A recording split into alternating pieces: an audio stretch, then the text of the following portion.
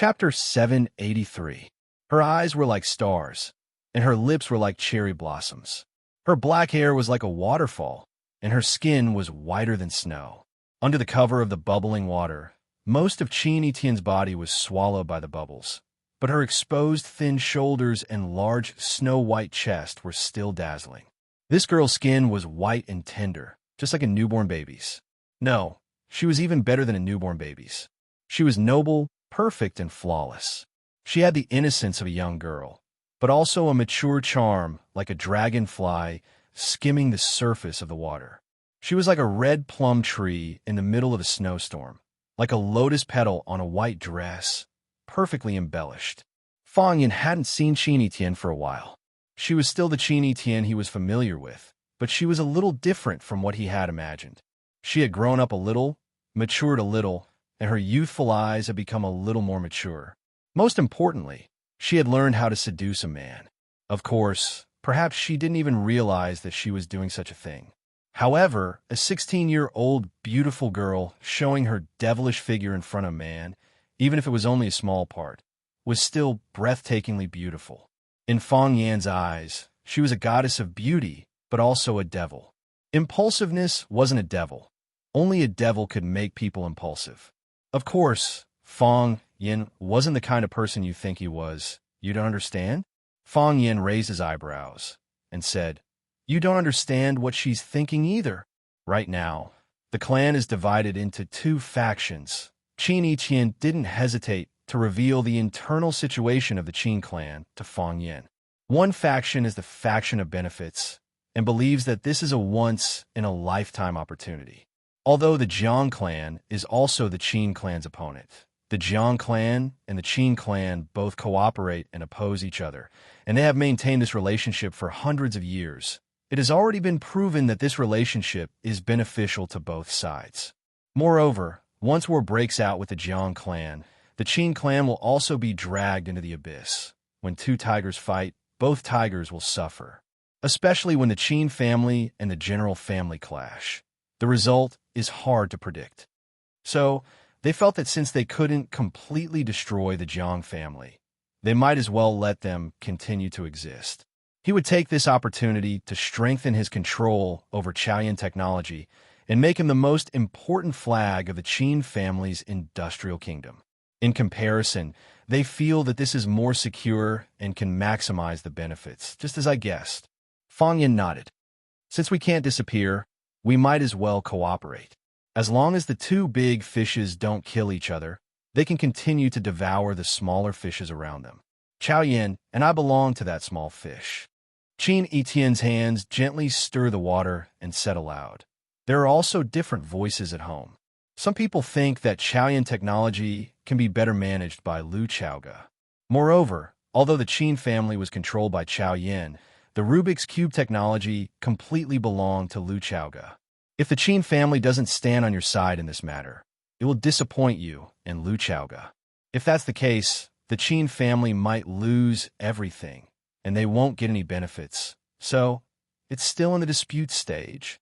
Fang Yan's eyes lit up and said, "Since it's still in the dispute stage, it proves that the Qin family hasn't reached an agreement with the general family yet.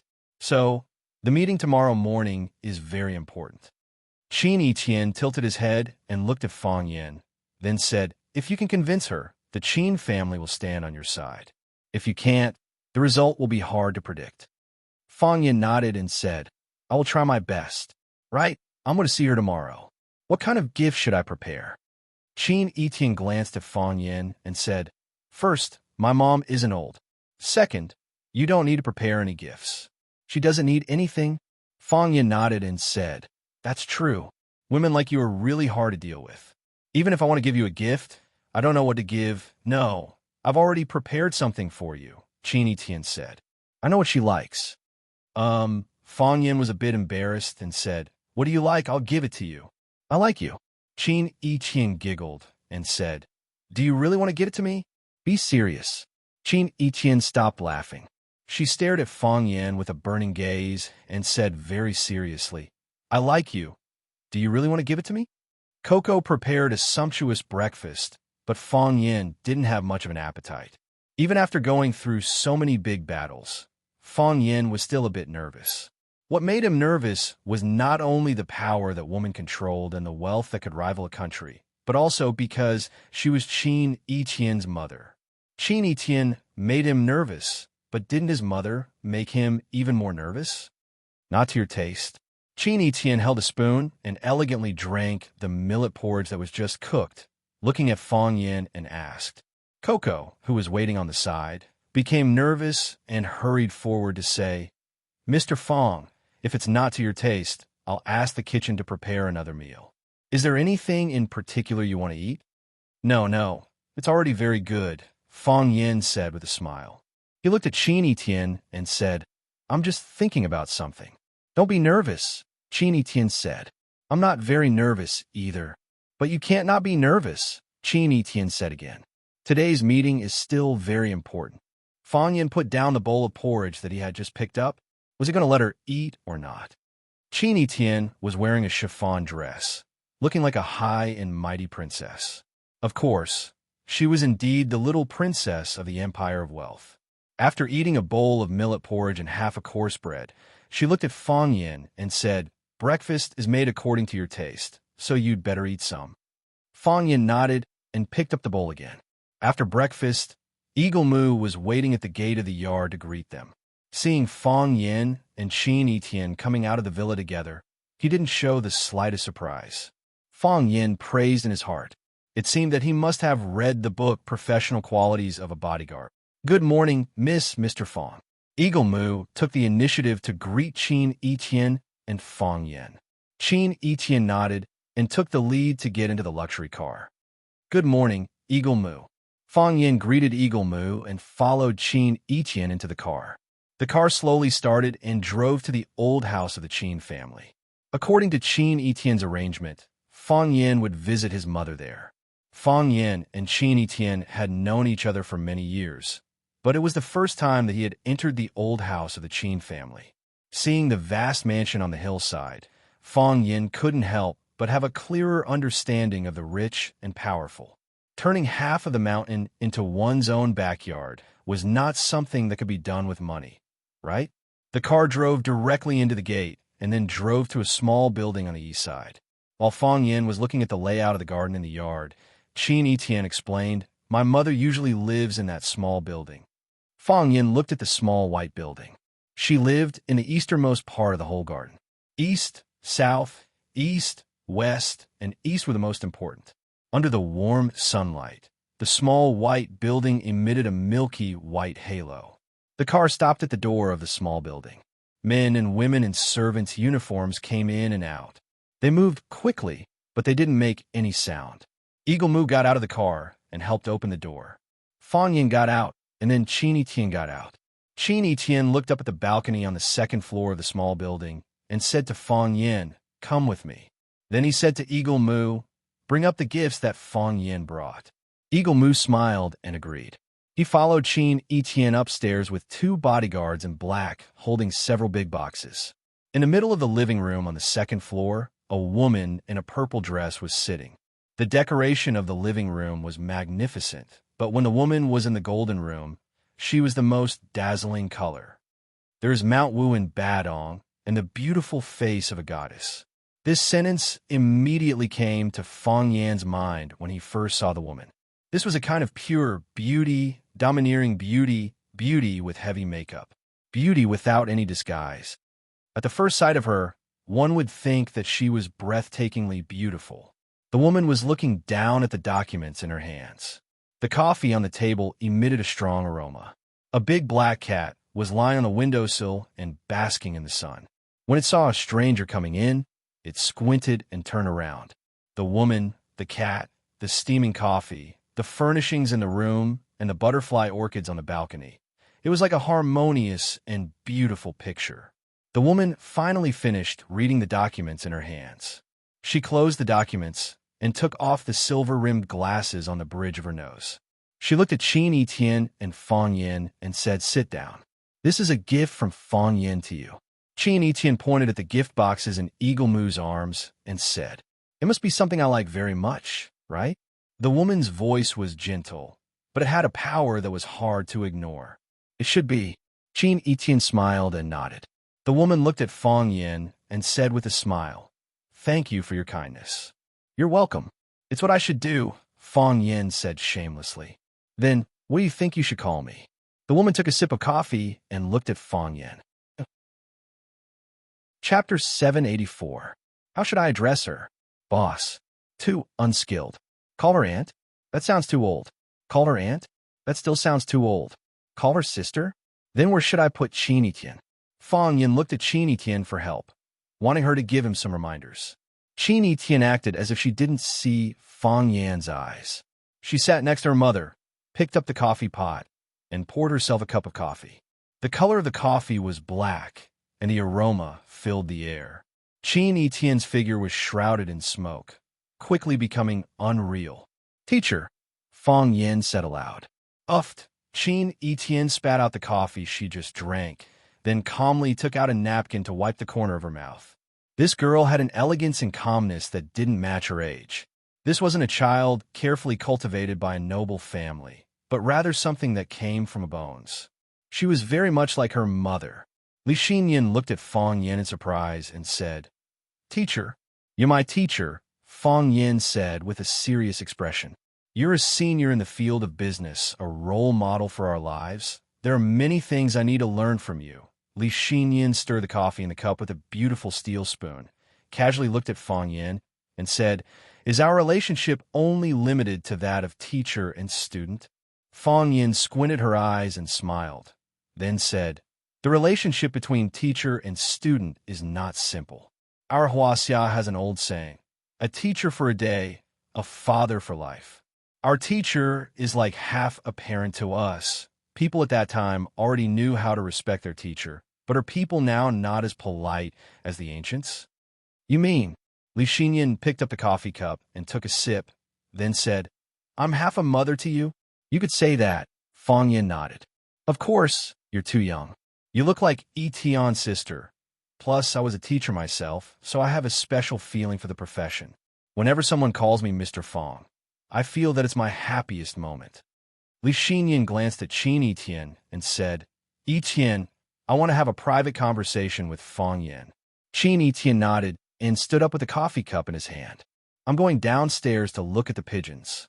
With that, she turned and walked out of the door. After Qin Etian left, Li Xinyan looked at Fong Yin and said, "Teacher, a teacher for a day, a father for life. I quite like this title." "Thank you." Fong Yin nodded and said, "There's an old saying in Huaxia, a son-in-law has half a son." "Fong Yin, you've been a teacher before, so you should be familiar with this saying, right?" "I'm not a stranger." Fong Yin's expression became solemn. After Qin Etian left, it meant that the negotiation between him and Li Xinyan had entered the real stage. But what profound meaning did she have when she said that? "Fong Yin, why should I help you?" Li Xinyan looked at Fong Yin and suddenly changed the topic. "Why should I help you?" This was a very simple question, but it was also a very difficult one. Fong Yin and the Qin family were comrades and partners. Chao Yan's interests were everyone's interests. The Jiang family attacking Chao Yan was the same as attacking the Qin family. Wasn't this a reason for the Qin family to help? However, if the Qin family stood by and did nothing, they could reap greater benefits. The Jiang family dared to attack Fong Yin and Chao Yan technology, but they didn't dare to start a war with the Qin family at the same time. These giant families were deeply rooted and intertwined with each other. There was me and you and me. It was very difficult to completely separate them. Moreover, she asked why I should help you. Fong Yin watched as Li Xinyan stirred the coffee cup with a steel spoon, and after a moment of silence, he said, "How many spoonfuls of sugar do you want to add to your coffee?" "Half a spoonful of sugar and half a spoonful of milk." Li Xinyan looked at Fong Yin and answered aloud, "I'm a half a spoonful of sugar that you want to add to your coffee." Fong Yin said with a smile, "Even if you don't add that half a spoonful of sugar, a slightly bitter coffee can still be drunk. However, if you add this half a spoonful of sugar and half a spoonful of milk, it will be easier to drink, and you can also enjoy the process. Are you trying to convince me?" Li Xinyan looked at Fong Yin with bright eyes and asked. "Yes." Fong Yin nodded. A person like you doesn't lack anything, and you also have everything. You could be compassionate to all living beings, or you could be high and mighty and not care about anything. However, having reached such a position, all you think and do is to ask for peace of mind, right? Are you comparing me to Guan, Yin Bodhisattva? The woman said with a smile. I'm just an ordinary woman, not an otherworldly goddess like you're talking about. Don't think about putting me on a pedestal and making me unable to step down. What you're after isn't just material, but spiritual satisfaction. I can't use benefits to convince you, because the Jiang family can give you greater benefits. We can only give you 1/3 of Chaoyan technology, but the Jiang family can give you the entire Chaoyan technology. It's not their thing anyway. I can't use emotions to persuade you either. Qin Etienne is my student, and I used to be Qin Etienne's teacher. Because of this relationship, I have such a relationship with the Qin family. However, I can't use the relationship between me and Qin Etienne to ask you to do this. If I do that, then our relationship will have deteriorated. Li Xinyan pursed her lips and smiled. You think I'm doing this to fulfill my spiritual satisfaction? Is that right? So I'm going to lead the Qin family to contend against a century-old family, like the Jiang family? Fang Yin said frankly. It's like this. Also, our character is worthy of your trust. Character. You don't lack capable people, but you lack trustworthy people. I'm sure you know very well that Chaoyan technology can only be maximized in the hands of me and Lu Chaoga. But the Jiang family promised that as long as we remain silent on this matter, we'll be able to gain control of the entire Chaoyan technology. Being generous at the expense of others. I'm better than him at this kind of thing. How about, you think about it, we'll get rid of the Jiang family together, and then give the entire Jiang family to you. See, isn't it even more tempting to speak like this? The Jiang family is worth a lot more than Chaoyan technology, right? Li Xinyan looked at Fang Yin with a serious expression. Her beautiful eyes had the power to move one's soul. Fang Yin, I'm a businessman, and the most important thing for a businessman is profit. Don't use personal feelings and spiritual pursuit to negotiate with me. That makes me feel like a child's play. I'm sorry. Fang Yin apologized sincerely. Just as I said, compared to what the Jiang family can give you, I don't have any benefits that can move you. In some aspects, we're naturally at a disadvantage, because we're a part of the benefits. However, in some aspects, you also have an advantage that others can't compare to. What aspect? My daughter likes you. Teacher Li, I don't want to use my relationship with Etienne to ask you to do such a thing. This isn't about borrowing $1 million or $2 million, nor is it about buying or selling a house. It's about the struggle between the Qin family and the Jiang family. If you do this because of Etienne, it will put you and the Qin family in a difficult position, and it will also put Etienne in a difficult position in the Qin family. After a pause, Fang Yin said in a low voice, I hope that I have some value as a person, enough for you to be willing to do something for me. And I will remember this help. A drop of water will be returned with a spring of water. Fang Yin said this with sincerity, but Li Xinyan still shook his head. Fang Yin, I'm a businessman and also a mother. As a businessman, I value the benefits that I can get. As a mother, I want to see my daughter live a happy life. If you become my son-in-law, wouldn't it be natural for a mother-in-law to help her son-in-law? At that time, no one inside or outside the family would dare to make any sarcastic remarks. Even if it's the Jiang family, if you become my son-in-law, would they really dare to bully you like this? Teacher Li, Fang Yin called out in surprise. He didn't expect Li Xinyan to make such a request, and even more so, he didn't expect Li Xinyan to say it so directly. She had never seen him before, so how could she be at ease, willing to hand over her daughter to him? Everything happened so suddenly that Fang Yan's mind instantly changed. Teacher Li, you still don't know me well enough. This is the first time we've met. How can you be at ease to hand over your daughter to me? I believe in Etienne's judgment, Li Xinyan said. She's very much like me when I was young. When I set my sights on someone, I wouldn't be too far off.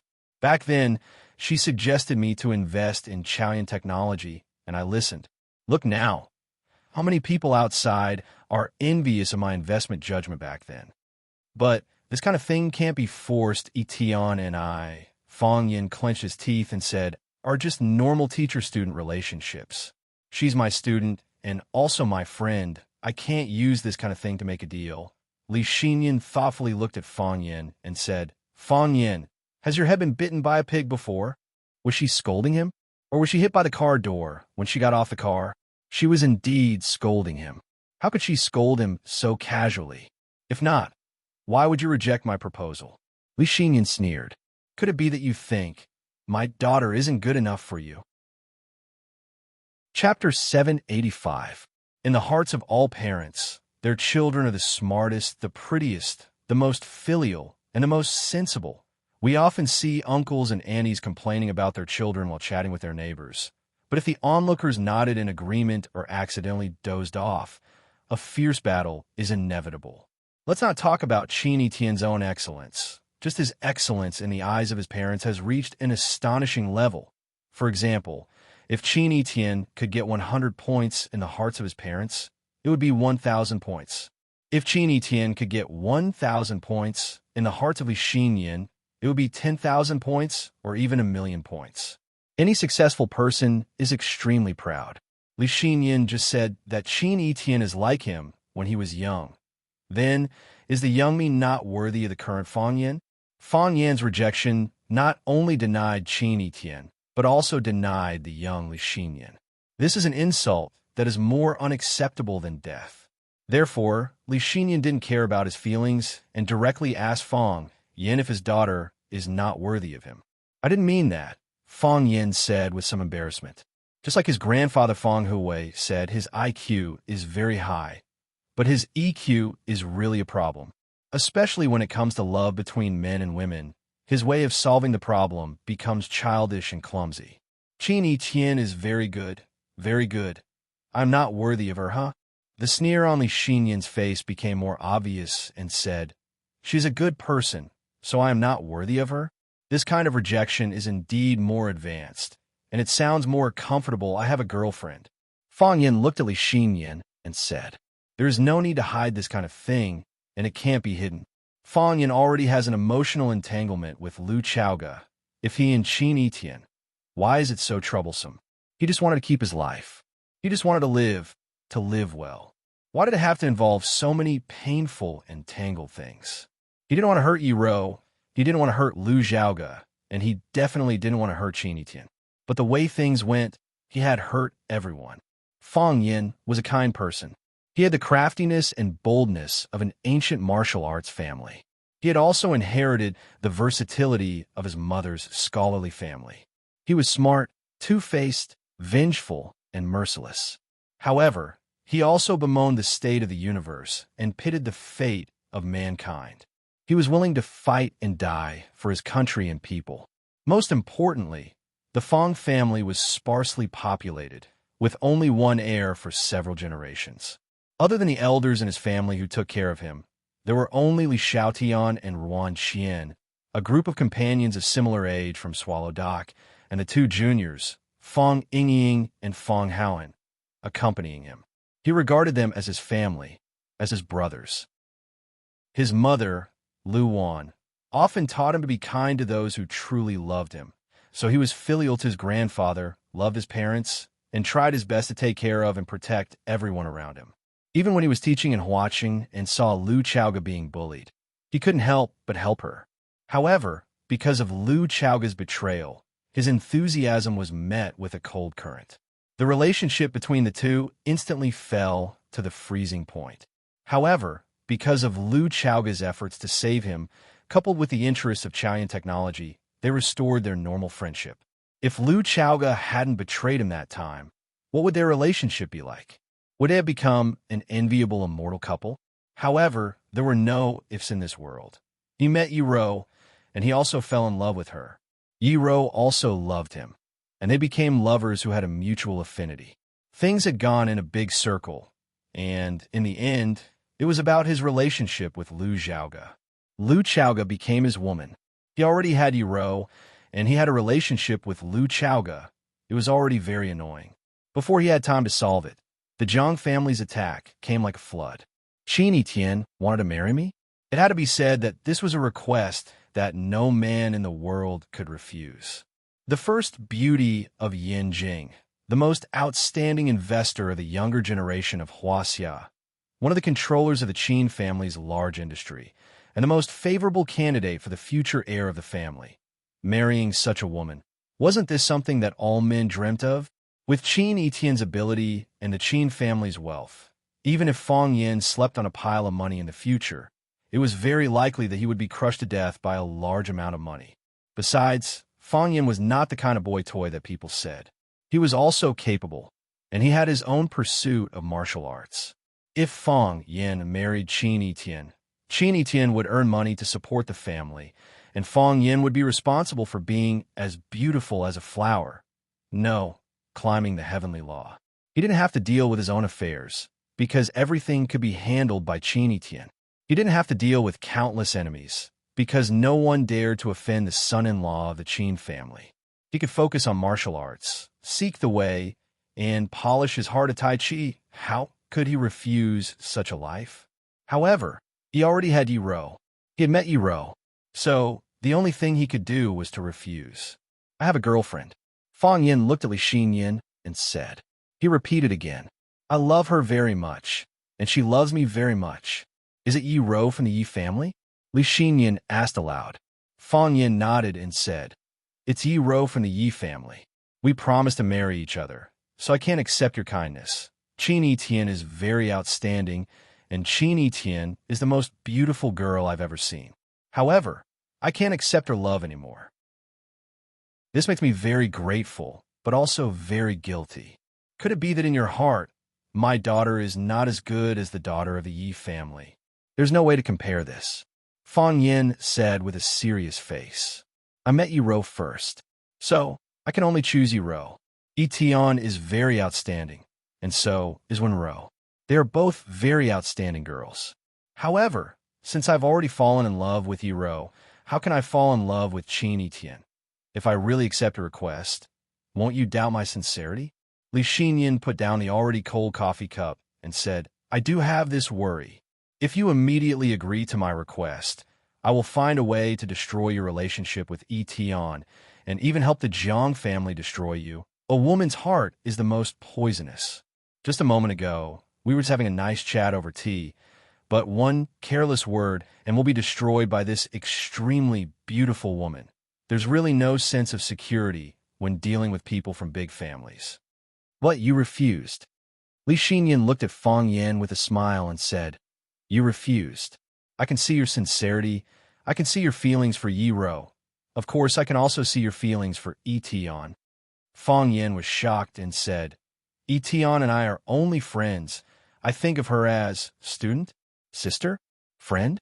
Li Xinyan chuckled and said, Which man in this world wouldn't be moved by a girl like Etienne? Some people are cowardly and incompetent, so much so that even looking at her is blasphemy. Some people feel ashamed and don't dare to take another step closer. There are also a few decent pursuers with good character and family backgrounds, but Etienne herself doesn't like them. To tell you the truth, back then, the Qin family and the Jiang family did indeed have plans to unite by marriage. The Jiang family's Jiang Junling is excellent in every aspect and has a good reputation. What's rare is that he's infatuated with Etienne, so we wanted to bring the two of them together. That way, when the Qin and Jiang families cooperate, it would change the entire business landscape of Huaxia. But Jiang Junling was defeated by you, and Etienne fell in love with you. If that's the case, as a mother, I can only help my own daughter. In love, a woman must maintain her composure. But as a mother, I don't have to do that. Li Xinyan looked at Fang Yin and said, Fang Yin, if you refuse me, I'll also refuse you. If you accept my goodwill, I'll accept your sincerity. How about it? You can't make a deal with this kind of thing, Fang Yin said painfully. If I say it's possible, then it's possible, Li Xinyan said with a cold expression.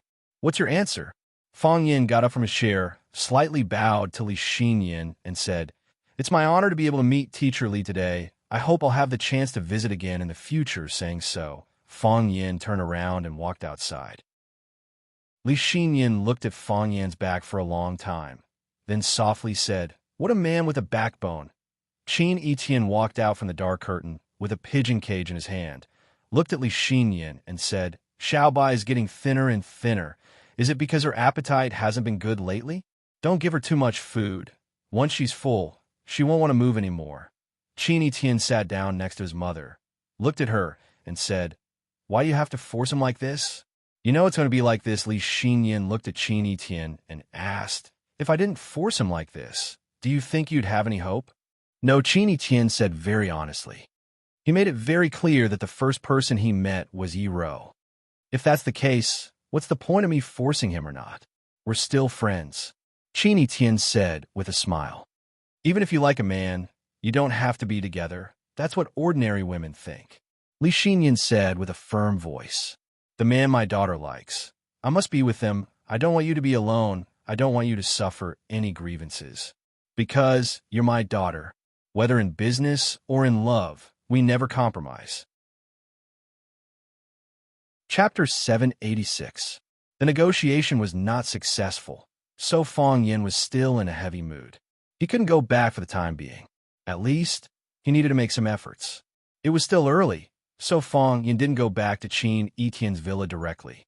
When Fang Yin went downstairs, Mu Ying was already waiting for him at the door. Fang Yin asked Mu Ying to walk him to the door of the Red Wall. Mu Ying didn't ask any questions and nodded. In a luxury car, Fang Yin sat in the back seat, thinking about something. This result was somewhat out of Fang Yin's expectation.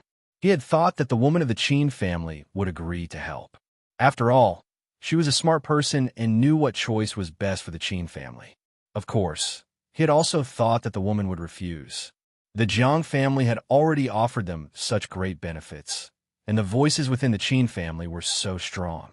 If they didn't want to shed all pretense of cordiality with the Jiang family, or didn't want to enter a vicious battle of life and death with the Jiang family, then she would refuse without hesitation. However, he didn't expect that Li Xinyan would propose such a deal. It sounded ridiculous, and it didn't sound like something a woman of her level would do. The marriage with Qin Etian was indeed beneficial to Fang Yin, and it could solve the dilemma between Fang Yin and the Jiang family. It sounded tempting. However, since Fang Yin already had Yi Ro and had to be responsible for Lu Chaoga, how could he dare to mess with the little princess of the Qin family? If he agreed to the marriage with the Qin family, with the power of the Qin family and the shrewdness of Li Xinyan, they would never allow him to have any relationship with Yi Ro or Lu Chaoga. In that case, he would have to completely cut off contact with the two women. Fang Yin couldn't do that. Fang Yin didn't want to pay such a price. Besides, she said she liked Qin Etian. Fang Yin thought about it in his heart. Could it be that he had really shown something? Could it be that he didn't understand his own heart? Qin Etian. He chewed on this majestic and domineering name, but his heart was rippling with layers of bitterness. If that devilishly intelligent girl knew the truth of today's negotiation, what would he do? Everyone lived such a difficult life. Eagle Mu gazed at Fang Yin for a long while and then sighed deeply. "I told you before that the Jiang family's stance is my stance. However, in my heart, I actually hope that you can cooperate with the Qin family successfully." Fang Yin squinted his eyes and smiled. He looked at Mu Ying's handsome face and said, "Thank you. No matter what, we are friends." Mu Ying nodded and said, "Even when I need to attack you, we are still friends." Fang Yin laughed and said, "Yes, even if you need to attack me, we will still be friends, but I hope that such a day will never come, because that would kill people. I don't want to die, and I don't want you to die. I don't want to die, and I don't want you to die." Mu Ying echoed Fang Yin's words. His eyes were deep and enchanting as he said, "Will that day really come?" Fang Yin didn't answer Mu Ying's question. Instead, he looked at Mu Ying with great interest and asked, "Are you very close to the Qin family?" "I grew up in the Qin family." Mu Ying smiled and said, "Your surname is Mu. The Qin family has a talent program. Every year, they collect talents from within the family or from all over the world for special training. I should be considered a talent in martial arts, so I became the young lady's bodyguard and chauffeur." Mu Ying's words were simple and perfunctory. It wasn't that he wanted to hide anything from Fang Yin. Instead, Every big family had some core secrets. Who knew if Fong Yin was trying to find out the truth of the Qin family by asking him such a question? Fong Yin nodded and said, "It's good to have money. You could do a lot of things with it." Muing smiled and said, "You're also very rich. Madam rarely praises people, but I have heard Chao Yan's name many times from her mouth. If I only have money, but no power, my money will still be robbed by bandits. What I need now is power," Fong Yin said seriously. The car stopped some distance away from the red wall. Muing had brought Qin Tian's car. Special cars like theirs were all registered with the relevant departments of the country. Therefore, they didn't want the relevant departments to read too much about their arrival. Fong Yin got out of the car and told Muing to go back. Muing didn't leave until Fong Yan's figure was far away. Fong Yin had become a member of the Xian department, so it wasn't too difficult for him to enter and exit the red wall. Facing the breeze and the warm sun, he entered the first gate and strode to the arch bridge that led to the central island. This bridge led to the center of Huaxia's power. It was usually not open to the outside world. Except for government officials or some special people, ordinary people couldn't set foot on this bridge. In other words, anyone who could set foot on this bridge was not an ordinary person. When he thought of this, his depressed mood was slightly relieved. "I'm not an ordinary person." As Fong Yin quickly walked forward, he heard the sound of a car behind him. Fong Yin quickly stepped to the side and waited for the car to pass by him. Unexpectedly, the black car with a red flag stopped next to Fong Yin. The window of the back seat rolled down. A square-faced man looked at Fong Yin. "Fong Yin," the square-faced man asked in a low voice. Although he was wearing glasses, it couldn't hide the sharpness in his eyes. Fong Yin was secretly on guard. He could feel that this man was very hostile towards him. "It's me," Fong Yin said. "You are Jiang Yunong," the square-faced man said. Fong Yin immediately understood. So he was from a Jiang family. The Jiang family was hostile towards him and wanted nothing more than to kill him. However, when the Jiang family was about to crush him, an important person from the Jiang family stopped to greet him. What was the reason? "It's not convenient to talk here. If you don't mind, I can give you a ride," Jiang Yunong said expressionlessly. Fong Yin thought for a bit, then opened the door to the back seat and got in. Fong Yin sat next to Jiang Yunong, and he could feel the imposing aura of authority from Jiang Yunong. Jiang Yunong was also looking at Fong Yin and said, "Hearing about you is not as good as seeing you in person. You really are a young hero. Thank you." Fong Yin's thanks were not sincere at all. It said that the Jiang family is strict and has many heroes. I've also admired it for a long time.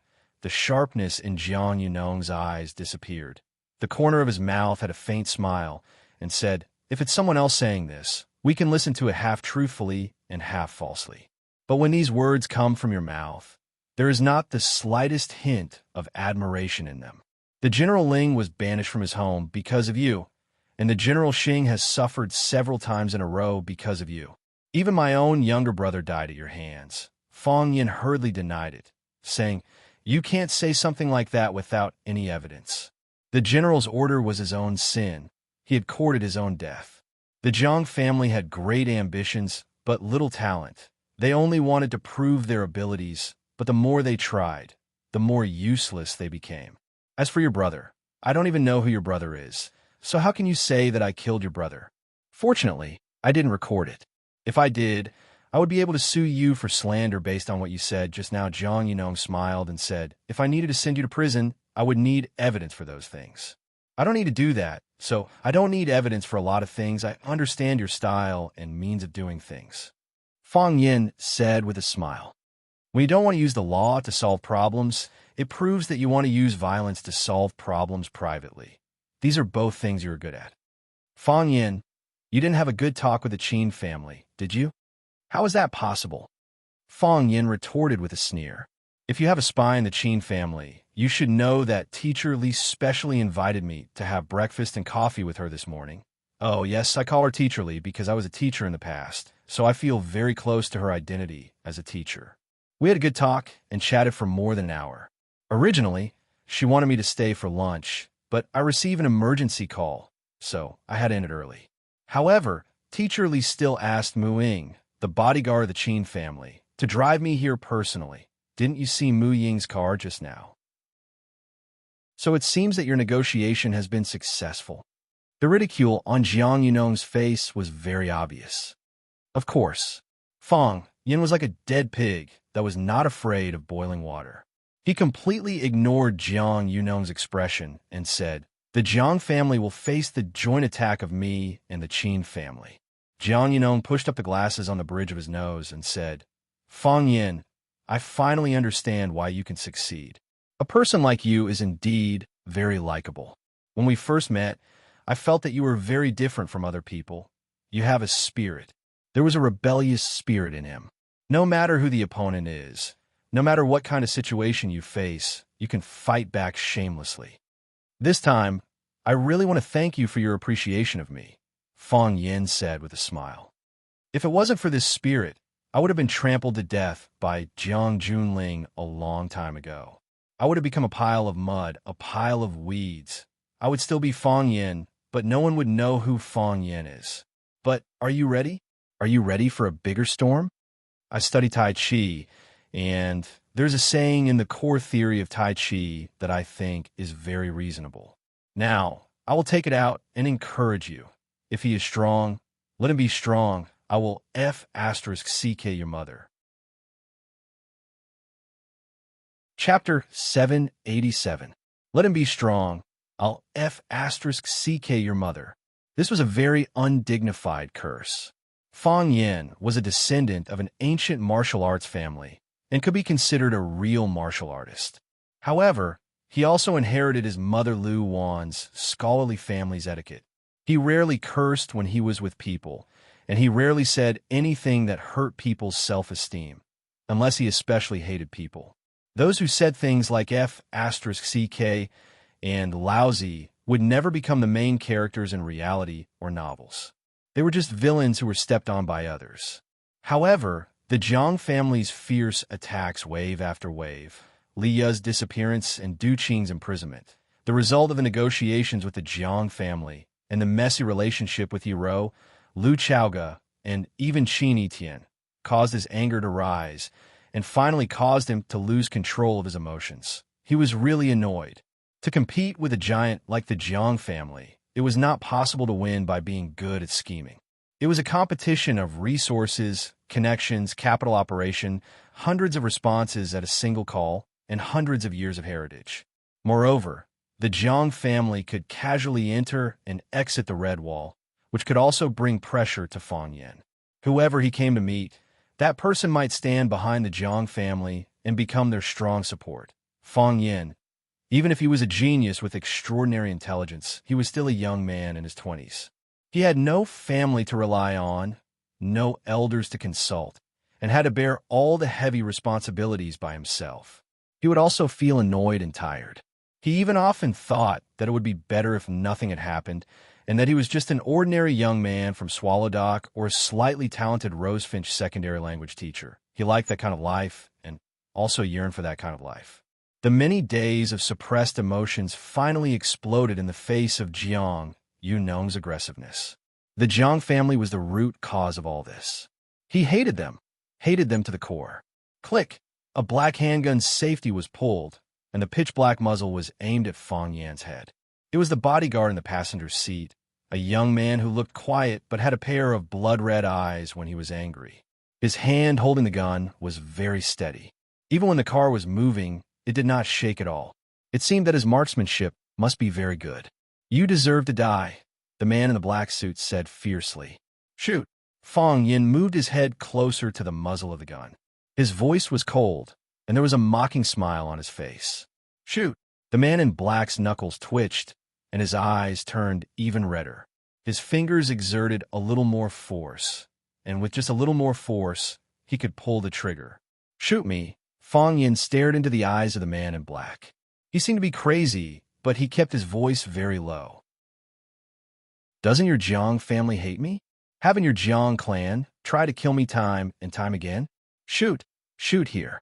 If you pull the trigger, I'll die in front of you." The man in black licked his lips as if he had made a final decision.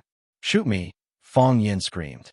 Why don't you F** King shoot? I want you to die. The man in black gritted his teeth. Stop. Jiang Yunong finally spoke. Screech. The man in black put away his gun and turned around. He stared at Fong Yin through the rearview mirror like a vicious wolf staring at its prey. Coward. Fong Yin sneered and spat at the man in black. The veins on the man's forehead were popping out as if he was about to explode. Jiang Yunong, don't fall for it, Jiang Yunong reminded him. The man in black looked up to see that the car they were in had already entered the red wall. If he had shot Fong Yin just now, the Jiang family would have suffered a devastating blow. No one could bear the consequences of shooting someone in a place like this, even if the person behind him was the Jiang family. If he couldn't kill, then he wouldn't look. The man in black turned his eyes away to avoid looking at Fong Yin. This was a mad dog that had been driven mad. Why should I stoop to the level of a mad dog? What's the point of killing a mad dog? I'll kill him eventually, but not now, not here. Without the boss' permission, the driver didn't drive the car into the red wall to verify it, but instead drove the car into the parking lot on the side. Jiang Yunong looked at Fong Yin and said, You're angry. Feeling the pressure? Yeah, I'm feeling a lot of pressure. Can't you say fuck you again? The muscles on Jiang Yunong's face twitched as he said, I used to think that you were an opponent worthy of respect. Now you think that I'm a stepfather worthy of respect?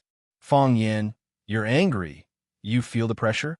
Tell me, aren't you being a jerk? I didn't offend anyone, yet you invited me into the car. You don't dare to kill me. You don't want to scold me. You don't want to threaten me. Tell me, aren't you being a jerk? Fong Yin, the victory of words. I fuck your mother. From now on, every word you say, I'll reply with I fuck your mother. Do you want to keep talking? Seems like you're not in the mood, Fong Yin said. I fuck your mother. Get out. Okay. Fong Yin opened the door and got out. I fuck you. Before Fong Yin could finish, the car spat out a puff of smoke and fled. Mom, Fong Yin shouted at the rear of the car. After thinking for a bit, he slapped himself. Don't swear, Fong Yin told himself. Fong Yin came to visit Gong Sun Chi. The last time they went on a mission together in the Millennium Palace, they were chased by countless death warriors from the Millennium Palace. In that forest, Fong Yin and Gong Sun Chi supported and helped each other. They didn't abandon or give up. Although they were heavily injured, they still worked hand in hand and escaped from death, preventing the national treasure from being lost to the foreign land. As for why Huaxia had a treasure like the sacrificial staff, wasn't something that Fong Yin and Gong Sun Chi needed to think about. In any case, this was what Fong Yin reported to the young chief of the Xian department after he returned. The young chief expressed high praise for Fong Yin and Gong Sun Chi's mission, saying that they were the cornerstones of Huaxia. Fong Yin was very humble. He said that he had only done what he was supposed to do. Any Chinese would have done the same thing if they were in his position. Fong Yin didn't report to the young chief that Fong Yin carried Gong Sun Chi out of the forest of death because of his heavy injuries. However, everyone knew that it was Fong Yin who carried Gong Sun Chi out of the forest of death. This was because when Fong Yin rushed to the meeting point of the Xian department, he ran with Gong Sun Chi on his back. Although Gong Sun Chi repeatedly resisted and expressed his desire to walk alone, the young chief thought highly of Fong Yin. The young chief thought highly of Fong Yin, who did not strive for credit and was not arrogant, and did not give up on his teammates in times of danger. He was willing to live and die with his teammates. He gave Fong Yin a huge reward on the spot and asked Fong Yin to write down his private number. He said that if Fong Yin had time, he could go to his place for tea. What a good young chief. When Fong Yin arrived at the small courtyard where Gong Sun Chi lived, Gong Sun Chi was practicing walking with the help of a crutch. His right leg had been shot while he was fleeing, and the bone inside was injured. However, his physique was strong. After a period of rest, his body was much better. It was just that the injury on the bone was more troublesome. If he wanted to recover as soon as possible, he still needed some tentative training. Seeing Fong Yin coming over, Gong Sun Chi swung the crutch in his hand and smashed it at him. Pa! Fong Yin caught the crutch and said with a smile, Is this how you treat your savior? Savior? Gong Sun Chi sneered and said, I might as well have died in the forest. At least I wouldn't have to come back to be humiliated like this. Who humiliated you? Fang Yin asked in surprise. Someone even dared to humiliate the disciple of the dragon god? Wasn't he afraid that the dragon god would break his arms and legs? You still have the face to ask? Gong Sun Chi wanted to take out his crutch and hit him again. He shouted, "Of course it was you who humiliated me. How did I humiliate you? The whole world knows that you carry me back. Although no one asked me about it, the way they looked at me, they were laughing at me." How could that be? Fang Yin looked very troubled. This matter was so secretive that I didn't tell anyone. I didn't even mention it to the young chief. When he asked about your performance, I said that you were braver than I was, and that you knew how to give up. What do you mean I was braver than you? Gong Sun Chi rudely interrupted Fang Yin and said, "What do you mean by that? Aren't you just trying to tell others that I was brave enough to let myself fall into a coma? What did I give up? That I almost gave up my life?" "You can't think like that," Fang Yin comforted him. "If you really want to think like that, there's nothing I can do. Fang Yin, you tricked me. If I tricked you, I would have left you in the forest of death and let those rabid dogs drag you back to be cremated." Gong Sun Chi's eyes were about to turn red. He choked and said, "When you carried me out of the forest, I'd already regained some of my consciousness. I told you to put me down and only need to support me as I walked. Why did you have to carry me? How humiliating was it for me to be seen by those people who came to rescue me?" Fang Yin thought about it seriously and said, "If there's a next time, I'll definitely help you out." Chapter 788. Gong Sun Chi's lame leg was about to recover from his anger. He pointed at Fang Yin and said, "You want to do it again? Next time, I won't go on a mission with you no matter what. You're too treacherous. I'll be screwed to death by you." "Why would I?" Fang Yin said with a smile. "This time, we went into such a dangerous situation together, but didn't we still come back alive together? We brothers stood shoulder to shoulder and leaned against each other's backs. We've already established a deep revolutionary friendship. Next time, I promise I won't screw you over.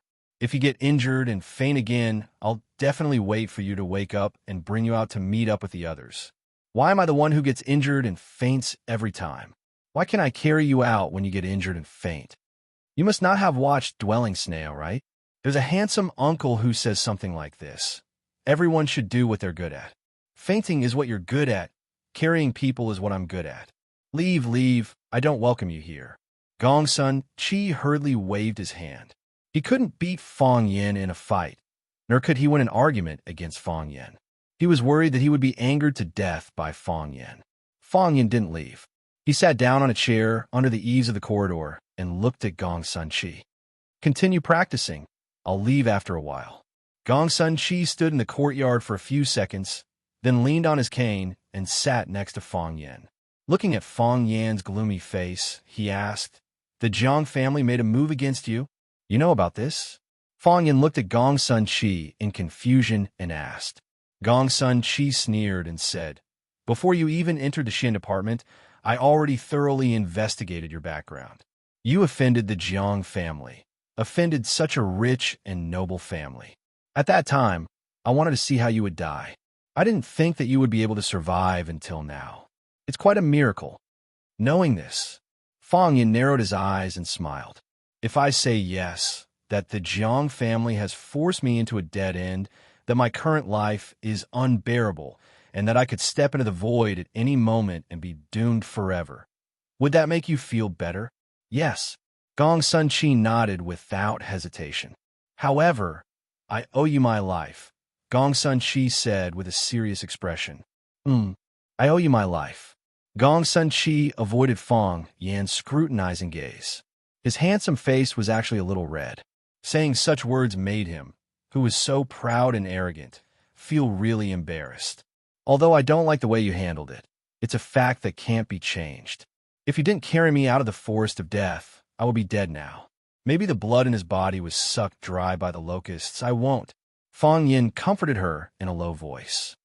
"Your corpse will be carried back by the Millennium Palace's priests for cremation. This is their custom. When in Rome, do as the Romans do." Seeing Gong Sun Chi's fierce gaze, Fang Yin cupped his hands and said, continue to be sentimental. To be honest, I quite like how sentimental you are, that's all. Fang Yin was a little disappointed. Pay your debt, pay your life. Since the context was destroyed, Gong Sun Chi couldn't say such sentimental words anymore. He coldly stared at Fang Yin and said, I owe you my life, so I will pay you back. If the Jiang family kills you, then I will kill someone from the Jiang family for you. Tell me, who do you want me to kill? Really? Fang Yan's eyes were seeing stars. Really? Gong Sun Chi nodded without hesitation. He had thought about this for a long time. Although it was against the rules, who asked his life to be saved by someone else? A man should be this righteous and unyielding. You won't lie to me, right? A man will do what he says. That's great. Can you help me stab that old man Jiang Shifu to death? That old man is too pretentious. I can't get along with him.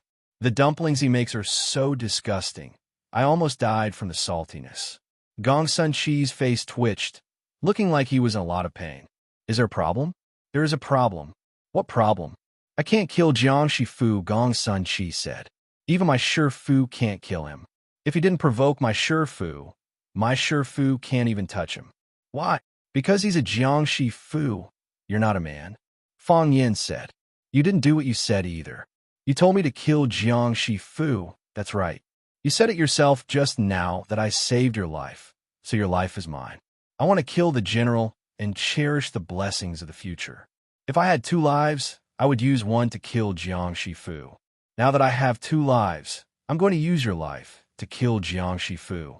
Gong Sun Chi painfully closed his eyes. He felt that if he continued like this, he would be too ashamed to show his face.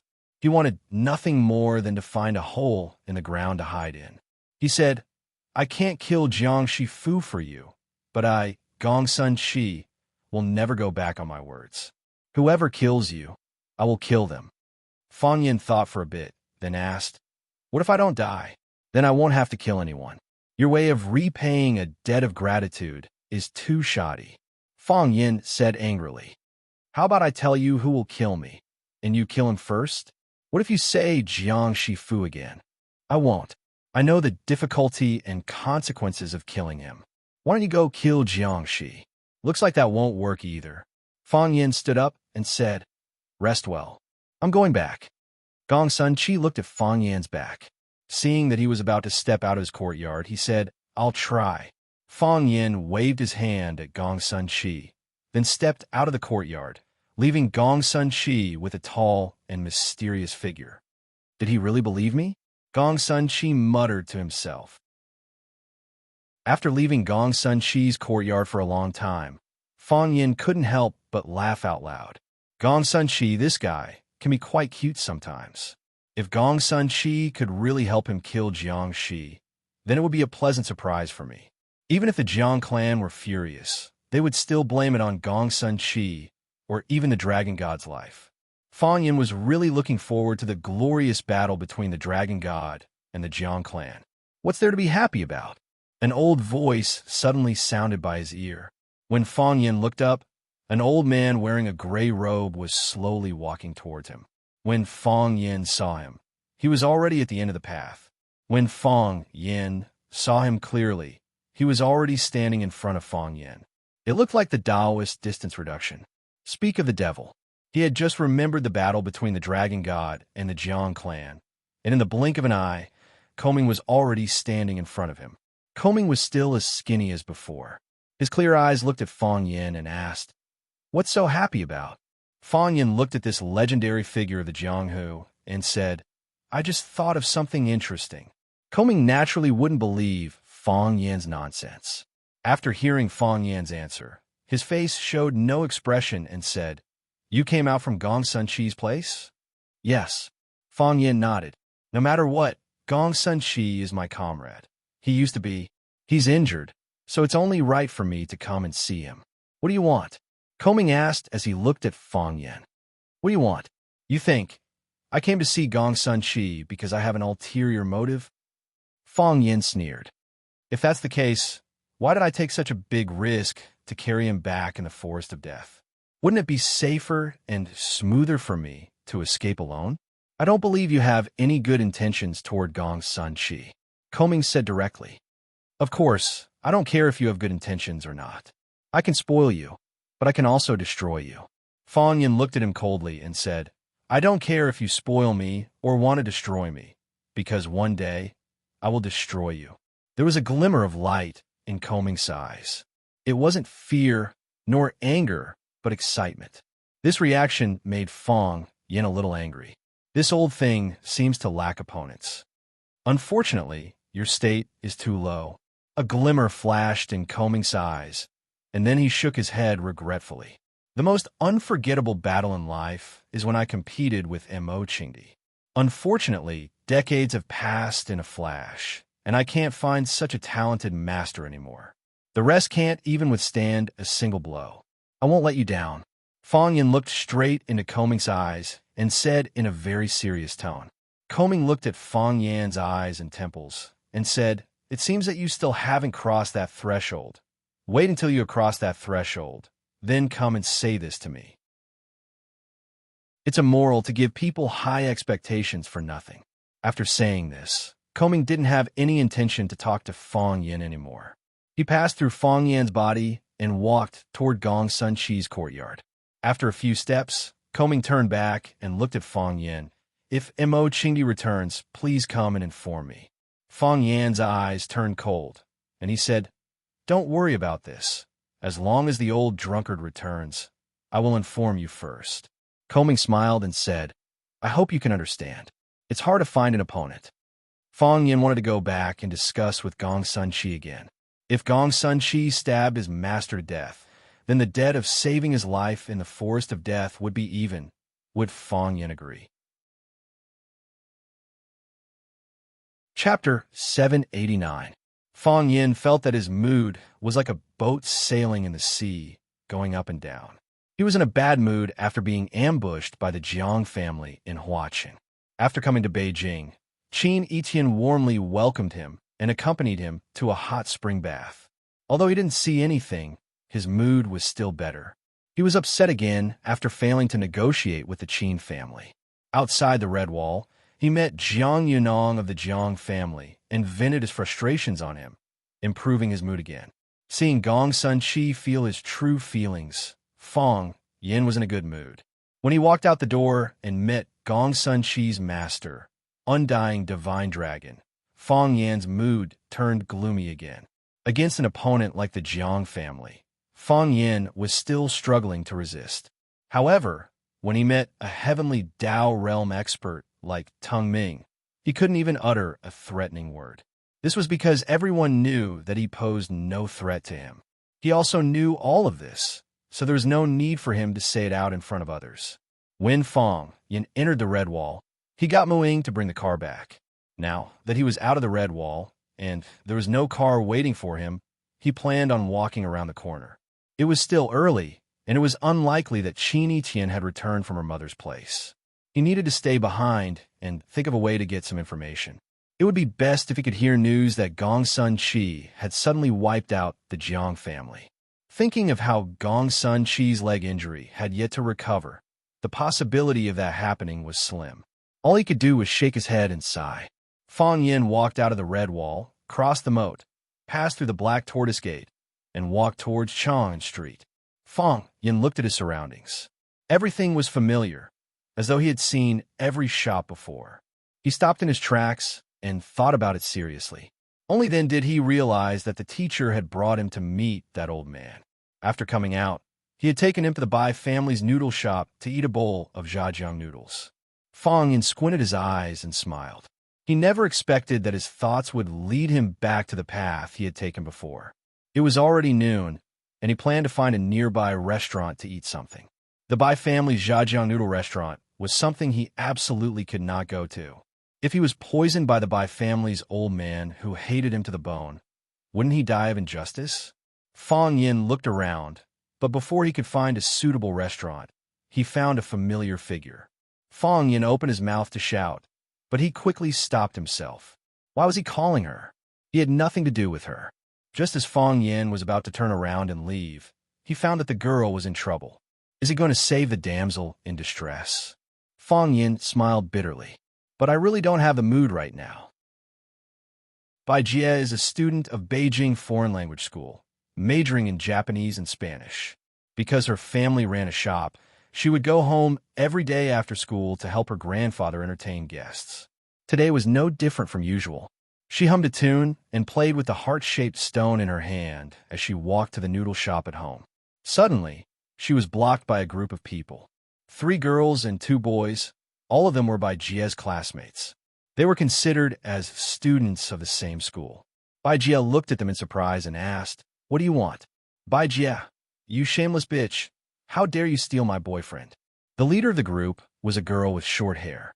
She was wearing a black leather outfit and carrying a black, fashionable backpack. She looked cold and cool. When she pointed at Bai Jie, a scorpion tattoo was revealed on the back of her hand. "Jolin, what are you talking about? When did I steal your boyfriend?" Bai Jie frowned and said. Her personality was gentle and sunny, but it didn't mean that she was weak. Her classmates called her a shameless bitch, which made it hard for her to accept. She was very angry. "You still have the face to deny it? Where did you go with Li Yifeng last night?" "Li Yifeng," Bai Jie thought for a moment and said, "The school was holding a New Year's Eve party. Li Yifeng and I were the hosts, and he asked me to go to the library to exchange words." "Exchange words?" Zhou Lin sneered. "Everyone, listen carefully. These educated bitches are really different. If it's a green tea bitch, then let it be. Why are you still talking about such high-sounding exchange words? Did everyone learn another trick? Wang Xiaola, if you sleep with someone's girlfriend in the future, just say that you took her to exchange words. Do you think her boyfriend will believe you?" The boy named Wang Xiaola giggled and said, "How can I do that? I can't do such a shameless thing." "Look, even a shameless person like Wang Xiaola said he wouldn't do such a shameless thing. Bai Jie, how could you do it?" Zhou Lin's attitude towards Bai Jie became even more vile, and her words became even more unpleasant. "You always pretend to be a pure white lotus, but deep down, you're actually a lewd woman. Do you want to try it if you're a man?" "Zhou Lin, I want you to apologize to me immediately." Bai Jie was so angry that her body was trembling. Her delicate face was tense. She pointed at Zhou Lin and said, "Nothing happened between me and Li Yifeng. Apologize to me immediately." "Bai Jie, you still don't know, right?" Zhou Lin sneered. "You don't want to say it, but those men who have tasted the sweetness won't keep such a secret. Do you know how I know about this? When I went to find Li Yifeng, he was bragging to his buddies that he had already taken you last night. He said that you were still a virgin before him. Bai Jie, do you still want to pretend?" "I didn't." He lied. Bai Jie's eyes were red because of her anger. She tried hard not to cry. "Nothing happened between me and him. We just exchanged words together. He confessed to me, but I rejected him. I don't like him at all." "You don't like him? Who are you lying to?" "Li Yifeng is our school's most handsome boy and the basketball captain. How can you not like him? Which girl in the school doesn't like him? He even confessed to you? TSK, TSK, TSK. So cold. Li Yifeng confessed to you, but you rejected him. Bai Jie, are you trying to tell us that you are more outstanding than all the girls who like Li Yifeng?" "I didn't mean it that way. I just don't like him." "You didn't like him. You only spent one night with him. You exchanged words with him when you didn't like him. Bai Jie, don't you think you've gone overboard? Do you think that I won't be able to deal with you if you don't admit it? Do you believe that I won't tear your clothes and let you run naked on the streets?" You lunatic." "I'm not a lunatic. You're a whore. Bai Jie, quickly admit it." "I didn't do it. I have nothing to do with him." A dead duck still refuses to admit it. "I hate green tea bitches like you the most. Come, everyone, tear her clothes for me." A group of people rushed over and surrounded Bai Jie's frail body.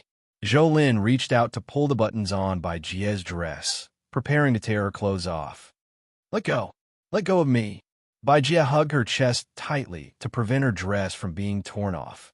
Tear her clothes off. I'm going to take a photo. I'm going to send her nude photos to every male student in the school. I want to see how she can maintain her image as a little white flower in the future. Let go of me." Bai Jie cried. The situation was too dangerous, and the consequences were too serious. Some conflicts between students were sometimes even more filthy and disgusting than the methods used by adults. They were easily angered and violent, and they didn't care about the consequences. Wang Xiaola, use your F*king strength. Is she your girlfriend or your biological mother? You're standing there like a dead person. Make sure you don't block my angle. I'm going to take a photo. Hurry. The phone that Zhou Lin was using to take a photo was slapped away. The white iPhone fell to the ground and shattered into pieces. On the screen, Bai Jie's tearful face was sliced into countless pieces. Zhou Lin was furious. She turned around and glared fiercely at the man who hit her phone and scolded, "Your mother is dead, and you're here to interfere?" Zhou Lin received a slap on her face. "You F*king dare." Zhou Lin received another slap on her face. After a few consecutive slaps, Zhou Lin was completely dumbfounded. She stared at the smiling man with her eyes wide open, as if she was looking at a devil smiling at her. What kind of person was this man? "You. Who are you?" Wang Xiaola asked. Wang Xiaola received a slap on his face. Because he used too much strength, his body fell backward and his butt landed on the hard concrete floor. "Who are you? How can you hit someone?" The girl who pulled Bai Jie's hair received a slap on her face. Blood flowed from the corner of her mouth, and her eyes were filled with horror as she looked at the man who was slapping her without saying a word. The students were finally afraid. They let go of Bai Jie's arm, let go of her clothes, and carefully approached Zhou Lin. Their faces were filled with anger, and their hearts were filled with humiliation. However, they didn't dare to fight back because they knew they were no match for this man. "Who are you to her?" Zhou Lin covered her face. It was hard for her to accept being slapped several times in front of Bai Jie. Her lungs were about to explode from anger. "Leave your name. This isn't over." Zhou Lin received another slap on her face. The man looked at the students who were desperately retreating and asked, "Anything else?" Chapter 790. We often see this kind of school violence. A group of boys beat up another boy, causing him to be hospitalized. A group of girls beat up another girl, tearing her clothes, taking nude photos, and posting them on the internet. Senior students blackmailing junior students. "Don't leave after school" has become a widely circulated and funny saying. Sometimes you can't help but wonder, why are the children in school so violent and murderous? Of course, it's not like there isn't a better solution. Some time ago, the media reported a kidnapping case that shocked China and America. A group of Huaxia students kidnapped their compatriot and forced the girl to kneel in the cafeteria for 20 minutes. Their brutal crimes included stripping her clothes, burning her breasts with cigarette butts, lighting her hair with a lighter, forcing her to lie on the ground to eat sand, shaving her hair, and forcing her to eat it. The brutality of the crime was outrageous. If this kind of thing happened in China, of course, it wasn't uncommon in China. Those offenders would always easily forgive them because they were still a group of children or because of the law protecting minors. They would either go back to reflect for a few days or write a so-called self-reflection essay or record a demerit. It looked like there was no punishment at all.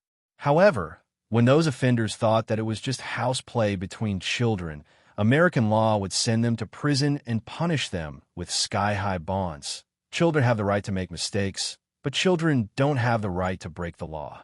If they didn't pay a heavy price, such things would continue to happen in a holy and noble place like school. Fang Yin used to be a teacher. He hoped that his students could be simpler, more tolerant, more relaxed, and more enjoyable. Whether it was Zhao Guodong and the others he taught before, or Zhou Lin and the others he met today, their behavior had crossed a line. This wasn't a joke between students, but a destructive attack on a person's life. With Bai Jie's personality, if Zhou Lin sent the nude photos to every boy in school as a prank, what would happen to Bai Jie's life in the future? If she did something extreme, who would be responsible for the tragedy? At that time, someone would stand up and say that she was just a child, that she didn't expect this outcome, and that she didn't do it on purpose. Then, they would quickly pack their bags, transfer schools, and run away. However, what about the family that was destroyed? Even if they wanted to destroy Bai Xiu's family, this was not something Fang Yin wanted to see. Bai Xiu was Bai Xiu, Bai Jie was Bai Jie. Bai Xiu was a murderous demon, but Bai Jie was just a student, a pure and kind student at that. Therefore, when Fong Yin saw this kind of thing, he was particularly angry, and he was particularly impolite. Anything else? Fong Yin asked. There was a faint smile on his face, or perhaps it was not a smile, but a taunt. Zhou Lin still wanted to say a few more pleasantries, but when she met Fong Yan's icy gaze, she couldn't spit out the profanities that were already at the tip of her tongue. She glared at Bai Jie fiercely before turning around and walking towards the entrance of the alley. Zhou Lin, Fong Yin shouted. Zhou Lin turned around and looked at Fong Yin with fear. This devil, what else did he want to do? I know you're not convinced, Fong Yin said with a smile. It's okay, I like people with pride. It doesn't matter if it's a man or a woman. Zhou Lin and her friends were confused. What was he trying to say? However, if you dare to cause trouble for Bai Jie in school again. Fong Yan's toes gently drew a circle on the ground, and the hard cement floor was cut into a circular pancake by him. Everything you said just now, I will do it to you. Zhou Lin, Wang Xiaola, and the others looked at Fong Yan's feet and the cement block that was cut by his toes. Their eyes widened, and their faces were full of surprise. Was this guy Spider-Man's transformation? Anything else? Fong Yin asked. Zhou Lin, Wang Xiaola, and the others' anger dissipated, and they fled the scene like a group of frightened rabbits. Fong Yin turned to look at Bai Jie, who was hugging her chest with tears streaming down her face. Her hair was messy, and her dress was torn in a few places. The zipper on her back had been partially unzipped, revealing her smooth and clean back. Fong Yin sighed softly and said, I'll send you back. Bai Jie shook her head desperately. Her voice choked with sobs, and she couldn't say a word. Fong Yin thought for a moment and said, Then I'll send you. He looked around and said, I'll send you to the hotel. There was an express hotel a few dozen meters away, and Fong Yin used his ID card to get a single room. Under the strange gaze of the receptionist, he led Bai Jie upstairs. After entering the room, Bai Jie's crying stopped. She took out a tissue to wipe the tears on her face, and her face turned bright red. It was like a ripe tomato. Fong Yin looked at Bai Jie and said, Go wash up. Bai Jie nodded, turned around, and walked into the bathroom. When she came out again, the tears on her face had been washed away, and her hair had been combed soft again. Surprisingly, she still crossed her arms in front of her chest and walked cautiously. She lowered her head and walked to Fong Yin and said, Thank you. You're welcome. Fong Yin said, This kind of thing, no one could tolerate it. Can you do me a favor? The girl asked aloud. Huh? What? My dress is broken. They ripped the zipper off. Bai Jie said awkwardly. Her face was so shy that it could drip water. Can you help me? Help me pin my dress? Can I? Fong Yin also became a little careful. Why does the atmosphere feel a little different? Yes, I have a pin in my school bag. After getting an affirmative answer from Fong Yin, Bai Jie quickly found a pin in her school bag. She handed the pin to Fong Yin, and then turned around to show her back to Fong Yin. This made it easier for Fong Yin to fasten the zipper in the back to prevent the dress from opening up on both sides. Her white and smooth skin had the youthful luster of a young girl. Her figure was slender, and from the open part, her soft waist and perfect body curves could be seen. She was wearing pure black underwear, and the bandage of the underwear cut into her flesh, leaving a shallow groove. Bai Jie's body was tense, and her breathing was rapid. She felt Fong Yan's eyes scrutinizing her, and every part of her body was extremely sensitive. However, she couldn't say anything. This was what she begged him to do, and she took the initiative to show her nearly naked back to him. A girl of her age has never been in close contact with a man like this. It was a kind of sensitive and stimulating throbbing. She could feel her heart pounding so hard that it felt like it was about to jump out of her chest. Is it done? Bai Jie's mouth was dry, and her body was trembling. She felt that she had to say something. Anything would be good. It hasn't started yet, Fong Yin said with a smile. Bai Jie nodded. She didn't know why she had such a reaction. She didn't know what was the point of this. Maybe she just wanted to prove to him that she was still sober and not nervous at all. Fong Yin took the pin and fastened the two pieces of the dress that were uncontrollably lifted to both sides, and said, "There is still one missing." Then I will find another one."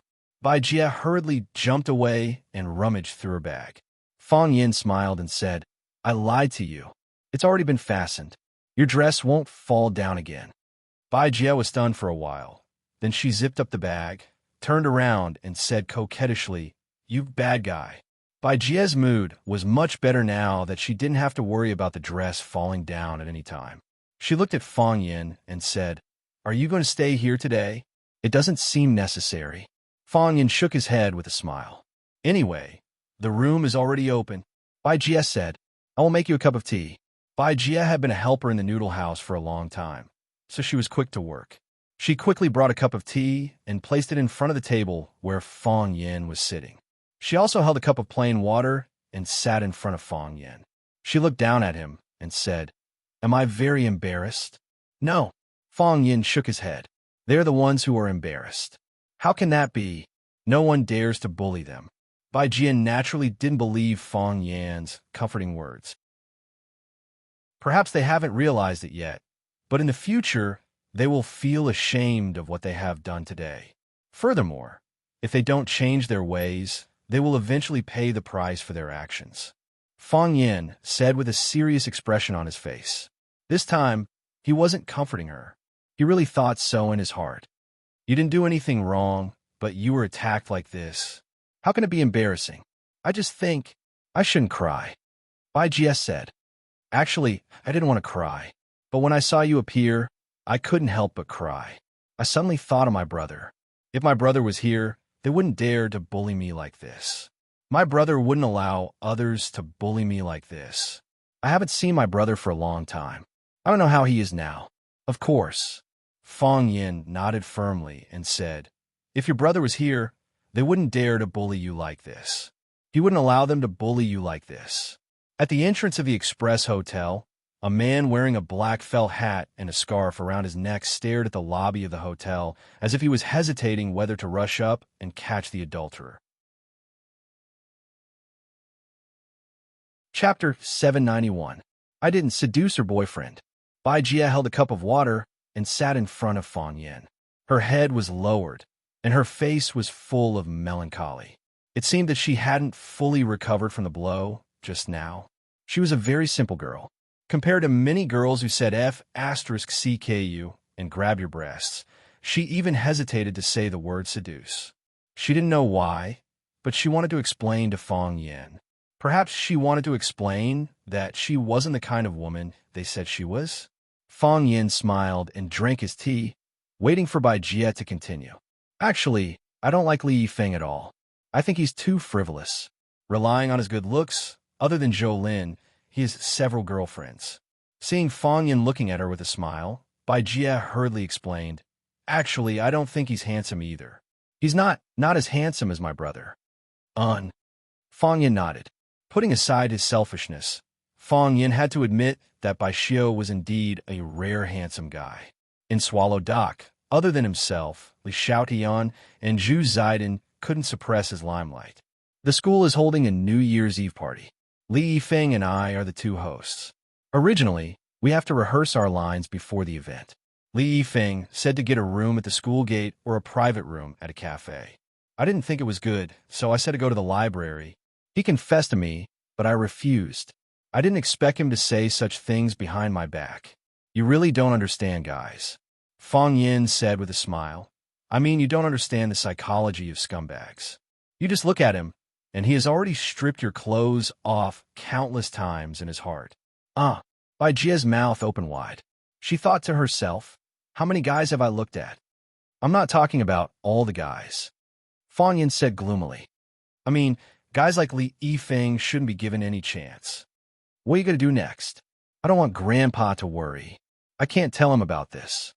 Fong Yin nodded. "As long as you don't say anything, they won't know. When I go back, I will resign from my position as a host. I won't have any contact with Li Yifeng anymore." "That's fine too," Fong Yin nodded. Those things didn't have much meaning in the first place.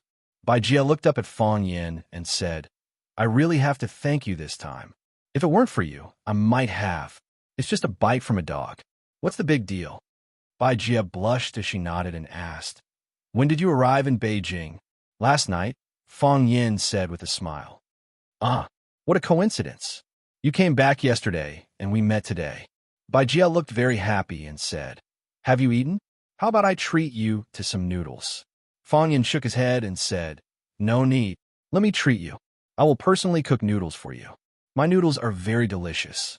Bai Jie extended an invitation with a sincere look. Otherwise, I don't know how to repay you. Fang Yin smiled and said, you don't have to repay me. You just need to live a good life. That's the best repayment for me. Bai Jie looked at Fang Yin thoughtfully and asked, you must be very good friend with my brother, right? And it must be so. Bai Jie looked very sure and said proudly, it's not convenient for my brother to meet us, so I have to trouble you to take care of us from behind, right? Seeing that Fang Yin was silent, Bai Jie was even happier and said, I guessed it right? It must be so. When Grandpa Long took you there last time, I had already guessed it. This time I encountered trouble, and you helped me solve it. Fang Yin, you have been protecting me from behind, right? Actually, it's not like that. Don't lie. I know it must be so. The last time those hooligans went to the noodle house to make trouble, you happened to appear. This time, the bad students in the school came to find trouble with me. You happened to appear. If that's not the case, how could you happen to appear in front of me every time? This is really a coincidence. I don't believe it. Bai Jie shook her head. Big brother Fang Yin, can you tell me? What happened to my brother? Your brother? Fang Yin regretted jumping out to be a hero to save the beauty. The following plot was completely beyond his expectations. How could he answer such a question? Seeing Fang Yin's hesitant expression, Bai Jie's tears rolled down, and she said, my brother. Is he no longer here? He should still be, right? Big brother Fang Yin, don't lie to me. Tell me the truth. I can bear it. I know you want to hide it from my grandfather, afraid that the old man can't bear the blow. Don't worry, I won't let him know. Fang Yin put down the teacup, got up, and said, actually, I'm not very familiar with your brother. With that, he opened the door of the room and walked out. Bai Jie looked at Fang Yan's back and cried even more sadly. Her brother must have met with an accident. Bai Jie felt that her life was so bitter. The most bitter thing was, why did she have to be called Bai Jie? Fang Yin found a Shangxi crock soup shop on the roadside and went in to drink a bowl of bitter gourd soup to calm himself down. He felt that his inner fire had risen so much that his body was about to burn. After eating the soup, when Fang Yin was about to go out to take a taxi back, he found that there was already a luxury car waiting at the door. Mu Ying, who was wearing an expensive suit, once again became the focus of the crowd. Everyone's eyes were focused on Mu Ying and the luxury Rolls-Royce behind him. When they saw Fang Yin walk towards the luxury car step by step and saw Mu Ying bow slightly to him and open the door for him, the customers who were sitting next to him at the table and eating pork trotter rice and bitter gourd soup all widened their eyes. He's too pretentious, they thought in their hearts. The shop owner chased after them and took out his phone with his greasy hand to take photos of Fang Yan's back in the luxury car. He wanted to print out the photos and hang them in the shop to tell the other customers that even young masters who drove Rolls-Royce liked to eat his pork trotter rice. Oh right, he also wanted to prepare a 99 yuan Rolls-Royce meal. When Fang Yin returned to Qin Etienne's villa, the housekeeper Coco told Fang Yin that Miss Bai had returned and was enjoying the hot spring in the backyard. He asked Fang Yin to go there directly. Fang Yin thought for a moment and walked toward the backyard. Qin Etienne's body was soaking in the hot spring with 2 cucumber slices on his eyelids. No wonder Fang Yin always thought that Qin Etienne's skin was so good. It would be strange if his skin wasn't good after soaking in the hot spring for so long every day. Qin Etienne seemed to be resting with his eyes closed. Hearing Fang Yan's footsteps, he said, "Come in and soak for a while. You must be tired today." Fang Yin sat beside the chair and didn't want to go into the hot spring. Whenever I feel stressed or in a bad mood, I like to come in and soak for a while. When I get out of the hot spring, I'll find myself full of energy again. I'll be a new me. At that time, maybe I'll find some new ideas. At that time, it proves that you're not anxious. Because when you're really anxious, you can't even soak in the hot spring, Fong Yin said with a smile. That's true. Qin Tian didn't deny Fong Yan's statement. I've never experienced something like gambling in my life. I have 100 yuan, but I'll only take out 30 or 50 yuan to gamble every time. I won't bet 80 or 100 yuan. So, no matter when, I have a chance to win back. I want to do that too, but someone forced me to bet everything. Fong Yin said aloud. Do you know the result of today's negotiation? If I said that I was standing behind the curtain when you negotiated with her, would you blame me? Qin Etienne took off the cucumber slices on his eyelids and opened his beautiful eyes to look at Fong Yin. No, Fong Yin said. What does this have to do with you? She made such a proposal without discussing it with you. I didn't expect her to express herself so directly. Qin Etienne looked at Fong Yin, her long eyelashes fluttering, and she looked a little embarrassed. Yes, a little bit. I thought she would be more reserved. But are you really not going to think about it? Qin Etienne squinted his eyes and smiled. If you agree to her request, the threat to the family will be solved. Unless the Jiang family wants a war of the century, or they won't use my man as an example. Besides, the Qin family's property is very rich. With our ability, we can completely hold everything in our hands.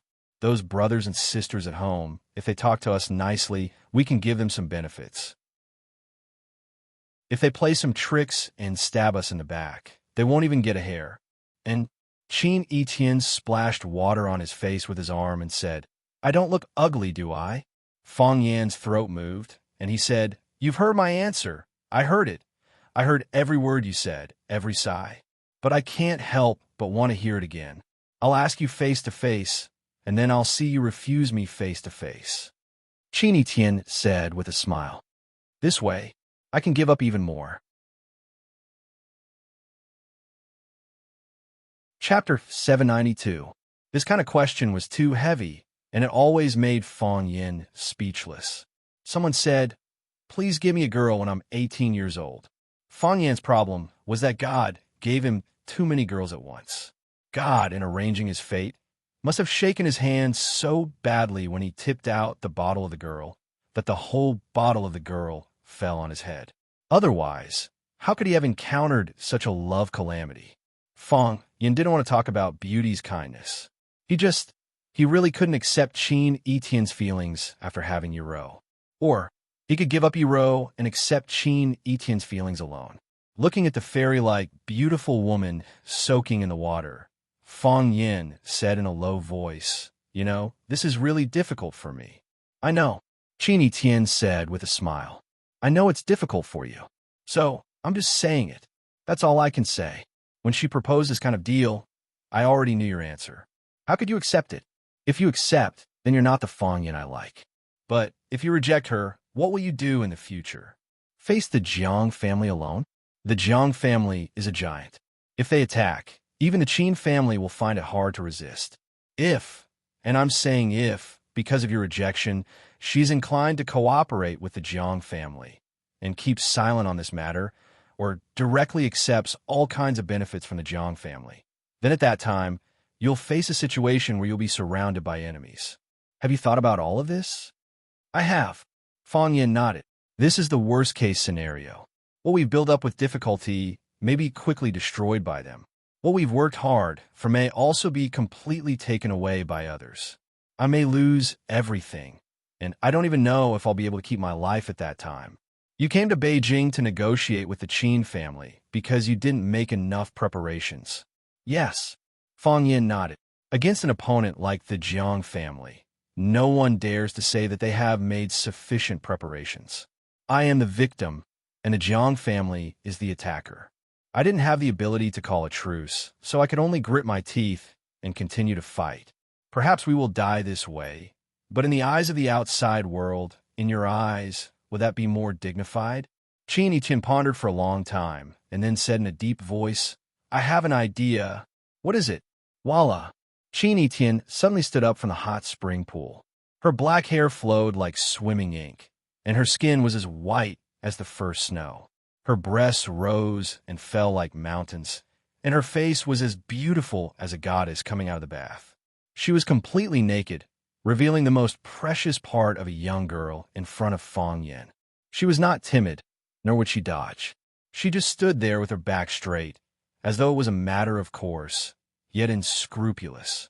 Her figure did not make people feel erotic. Just this car and the bodyguards around the car were enough to scare away the enemies. Qin Yiqian didn't like trouble, so she could always choose the best way to solve it. Of course, that was except for suddenly standing up from the hot spring pool. Until now, Fong Yan's little heart was still beating fast. When Fong Yan came to the Imperial Garden Room under the guidance of the waiter, Li Xiaotian rushed over and hugged Fong Yan tightly. "Little Yanzi, you're finally here. We missed you so much." Before Fong Yan could push him away, Yi Fengsheng, the big fatso, rushed over. He opened his arms and hugged both Fong Yan and Li Xiaotian, almost suffocating them. "Let go! Let go!" It was Li Xiaotian who couldn't hold it anymore. He shouted anxiously, "Yi Fengsheng, are you trying to kill us for money?" Yi Fengsheng laughed and let go of Fong Yan and Li Xiaotian. He looked at Fong Yan with a smile and said, "Sorry, I couldn't help it.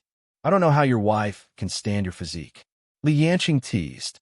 "Others get thinner and thinner as they practice martial arts. You, on the other hand, have trained yourself into a body full of fat." Li Yanqing patted Fong Yan's shoulder and asked with a smile, "Are you okay?" "I'm fine," Fong Yan said with a smile. The devil's incarnation, Wang Kaixian, walked over and cursed. "The Jiang family is going too far. If they infuriate me, I'll burn down that shabby mansion of theirs. Don't think I haven't scouted the place. You're just shooting your mouth off. If you really dare to do that, I'll write my name backwards." "Your name backwards is called Jingruo?" Fong Yan allowed them to fight by the side, his gaze fixed on the man who was looking at him with a smile. Compared to when he left, the man's eyes were deeper, and the contours of his face were deeper. Because of the long period of exposure to the sea breeze, his skin had become bronze. He had a stocky build and looked like a bodybuilder. His smile was warm and looked clean and pure. However, there was a murderous aura around him. It was as if it could break through the skin and give the enemy a storm-like attack. "When did you come back?" Fong Yan asked the man. He didn't think that he would come back. He didn't think that they would meet here. Meeting old friends was, after all, a joyous occasion. "Yesterday," Zhu Zidin said with a smile. "Because of me?" Fong Yan asked. "Because of us," Zhu Zidin said. 3 years ago, because of the incident at the Maple Leaf Club, Yi Dowling began to value the abilities of these young people. He disrupted all these people and sent them to places where they could display their strengths. Zhu Zidin's martial arts path had never broken through, so he was sent to the dangerous North Sea to guard. There was no news of him for several years. The sea was vast, and it was impossible to find a person. However, he didn't know who called him, or perhaps it was telepathy between brothers. He rushed back at the most dangerous and difficult time for Fong Yan. Together with the other partners of Swallow Dock, he firmly stood behind Fong Yan. They were the Swallow Dock's male god team, an invincible team of brothers. Fong Yan looked at Zhu Zidin's eyes and said with a smile, "Looks like you made great progress." Zhu Zidin nodded and said, "I've been killing in the North Sea for 3 years. The invaders or various sea beasts are returning. It's time to use my sword." Fong Yan reached out and hugged Zhu Zidin in his arms. "Welcome home." Chapter 793. "Teacher Tsin, Dan Xiao Sheng, please pour in the wine. Don't stop. I will sing a song with you. Please listen to it for me. Bells, drums, dishes, and jade are not expensive, but I hope to be drunk forever and never wake up.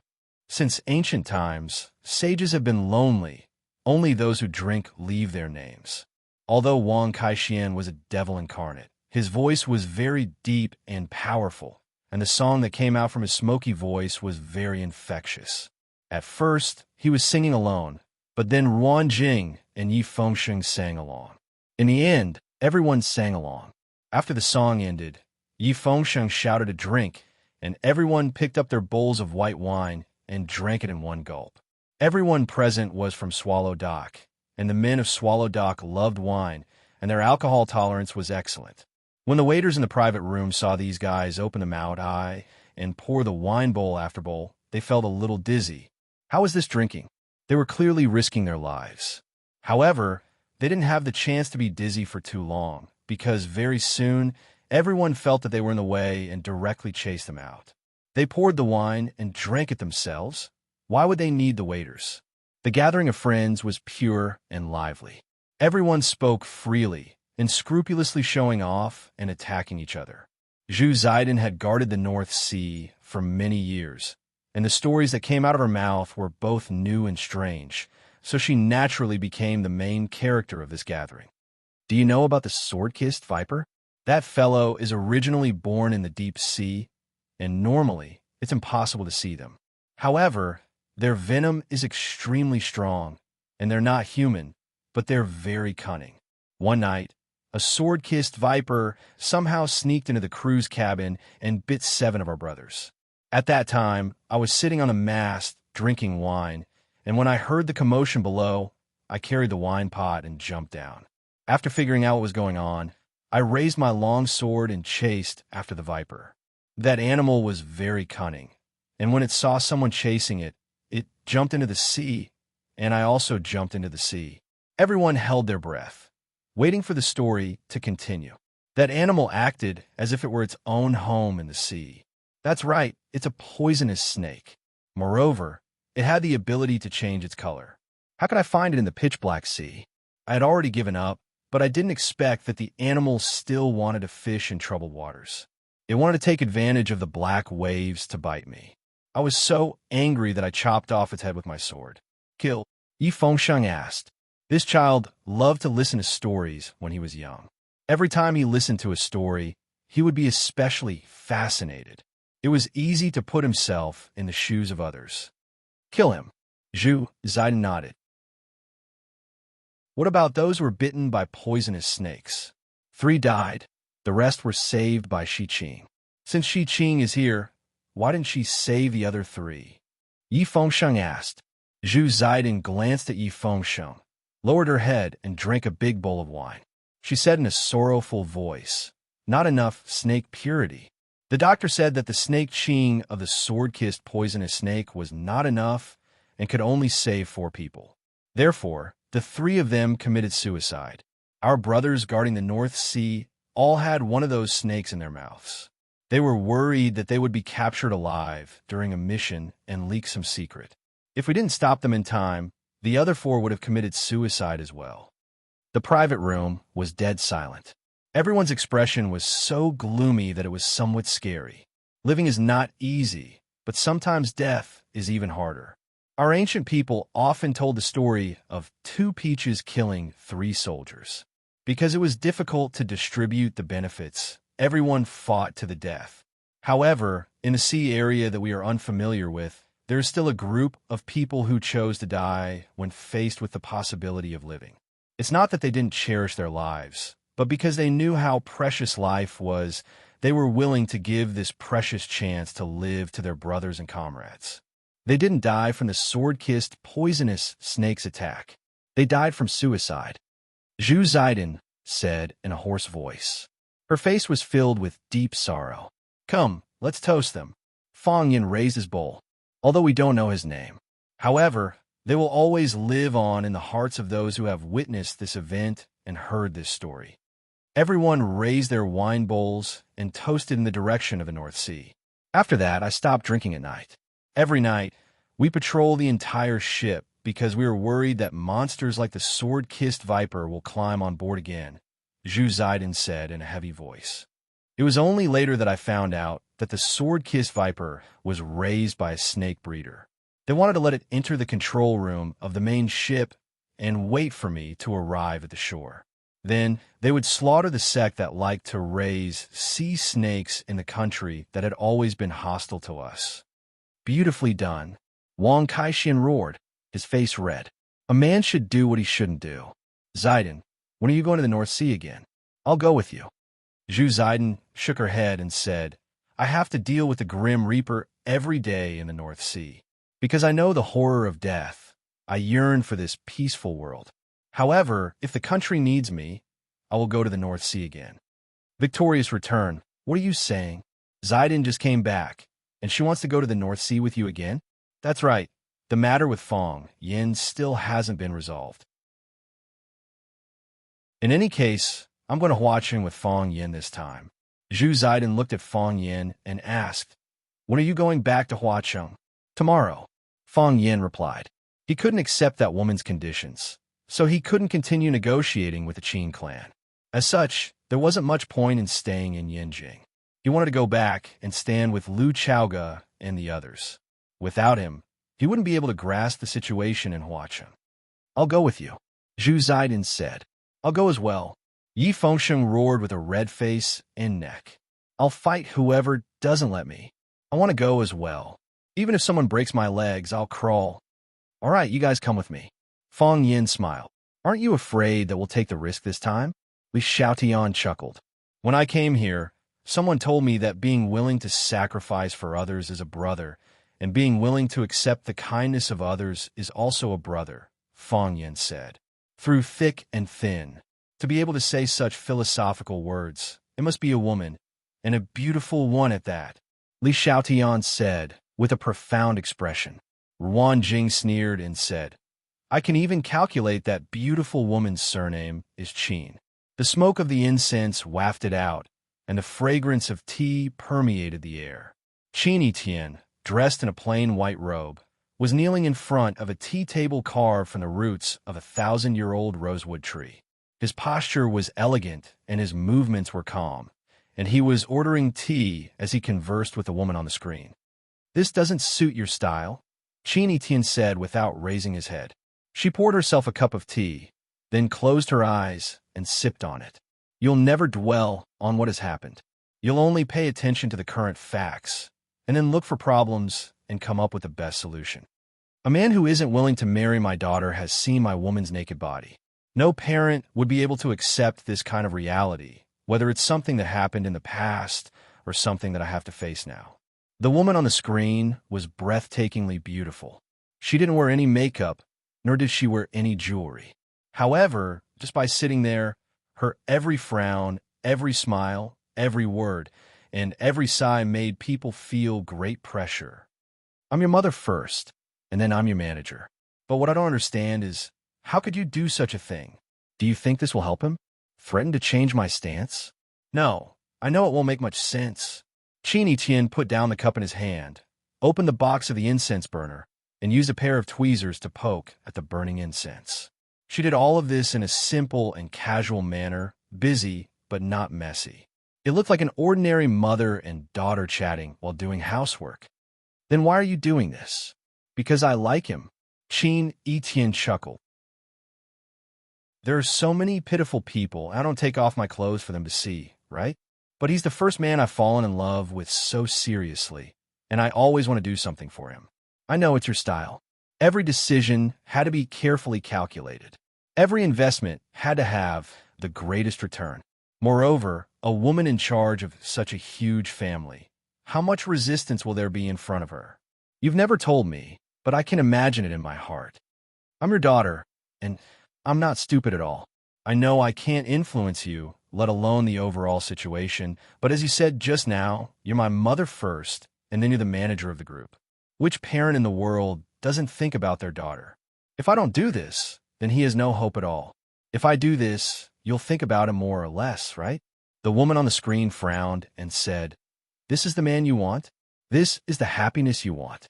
You should know that the most basic quality of an outstanding woman is to know how to make choices. Not only can they run a business well, but they can also run a family well. Qin Etienne looked up at his mother and said with a smile, If the person you liked back then wasn't my father, would you still be willing to take over everything in the Qin family? No. The woman shook her head and said firmly, I'll destroy it. Look, I'm not like you at all.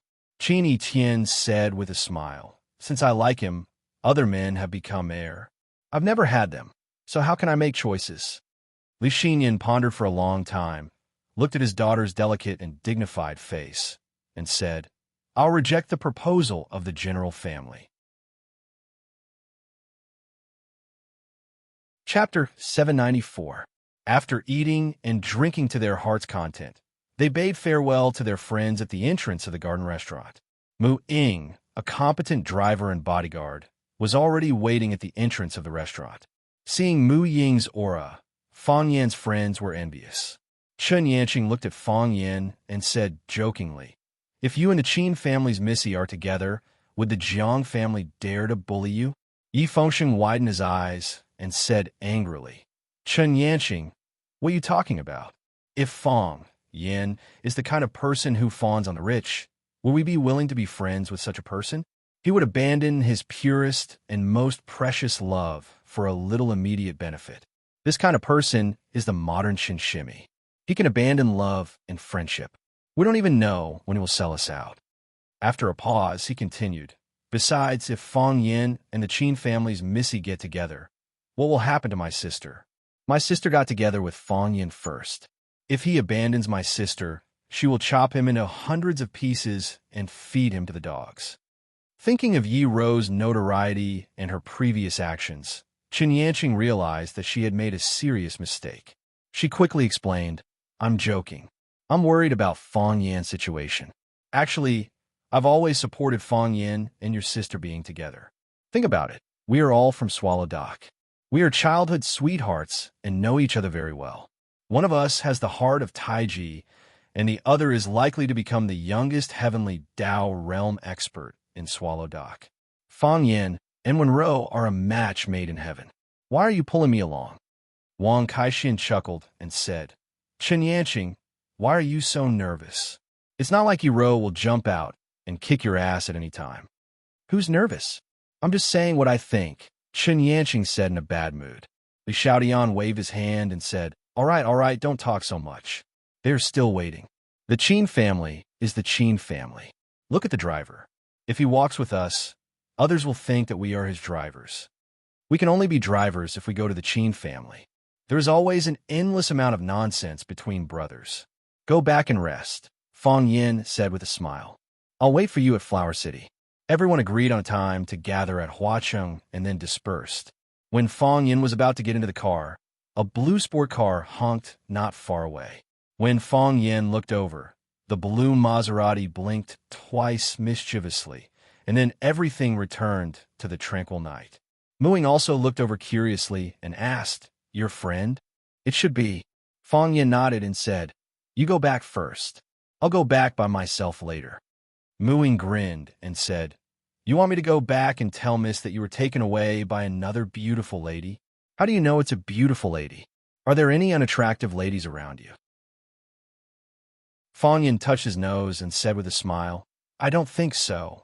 After Mu Ying drove away, Fang Yan walked toward the Maserati in the corner of the hotel parking lot that was full of rumors. The window slid down and Xia, who was wearing big sunglasses, waved at Fang Yan and said, "Get in the car." Fang Yan opened the door and got in the car. Looking at Xia's clothes, he asked, "Have you been waiting for a long time? I know you're eating with friends here, so it's not convenient to go up and find you. I don't want to disturb your mood, so I sat outside for a while." Xia started the car and drove out of the hotel. Fang Yan was moved. In this world, there weren't many men who could make a superstar like Xia wait, right? "Where are we going?" Fang Yan asked. "I'll take you to see an old man," Xia said. Fang Yan pondered, looked at Xia and asked, "Do you think this is good?" "No," Xia said directly. "Then why are you still here?" "I do." Although he was driving a sports car, the speed of the summer was not crazy at all. On the contrary, it was much gentler than some of the cars that Fang Yan had ridden in. Looking at the rapidly retreating night scene, Fang Yan sighed softly and said, "When the disaster came, I thought I had nothing. What I could take out was pitifully little. The enemy only needed to launch a full power charge, and they would be able to crush us into pieces. Only now do I understand how rich I am. With the protection of such power, no one can easily knock me down. Fang Yan, do you know why everyone is willing to help you?" While driving, he had a semi-serious conversation with Fang Yan. Her expression was relaxed when she spoke, but the content of her words was very serious. "Because I'm a good person?" Fang Yan asked with a smile. "Yes, because you're a good person," Since Xia Xia agreed with Fong Yan's joke. You're willing to help others, but you subconsciously reject their help. It's precisely because of this that everyone wants to do something for you. Then I hope that good people will be safe for the rest of their lives.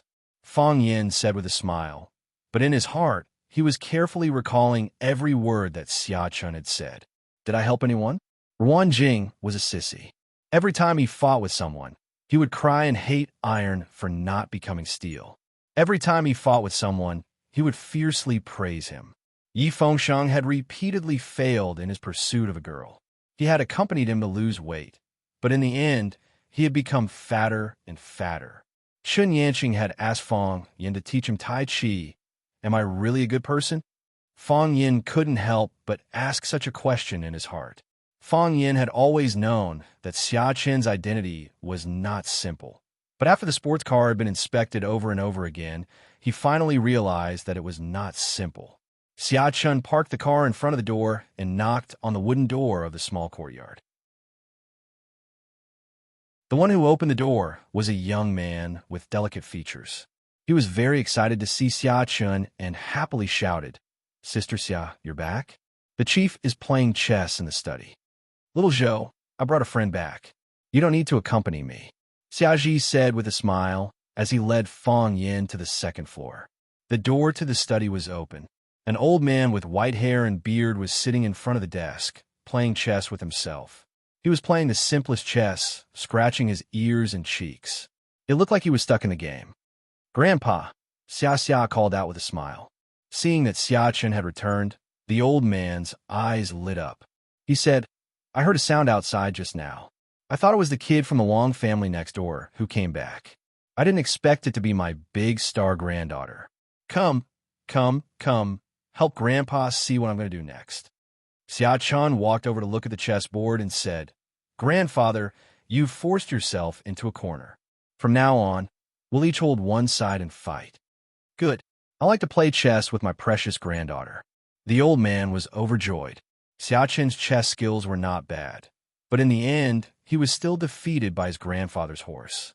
The old man laughed heartily, looked at Xia Ji, and said, "You purposely went easy on me at the end.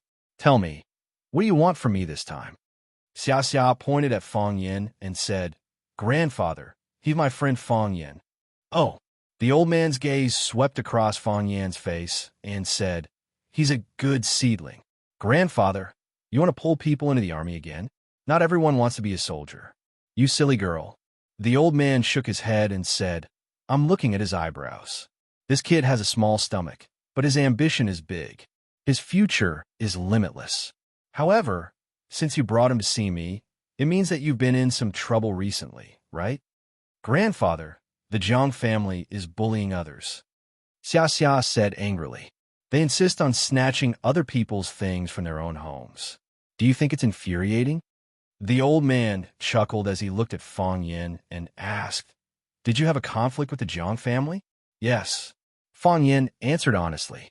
He could tell that this old man was pretending to be a pig to eat a tiger. The divine light in his eyes was restrained. Nothing could escape his calculations. It's not that easy to provoke a general who cherishes his fortune. The old man sighed. "What do you think?" "What?" Fong Yin looked at old man Xia in confusion. "I'm here to ask for help. Why did you ask me what I think?" "There has to be a rule," the old man said with a smile. "This is a battle. How can there be no rules in a battle? The soldiers are incompetent, and the three armies are exhausted. You're now the general who leads the three armies. I can't die under your hands in vain." "Grandfather, what are you talking about?"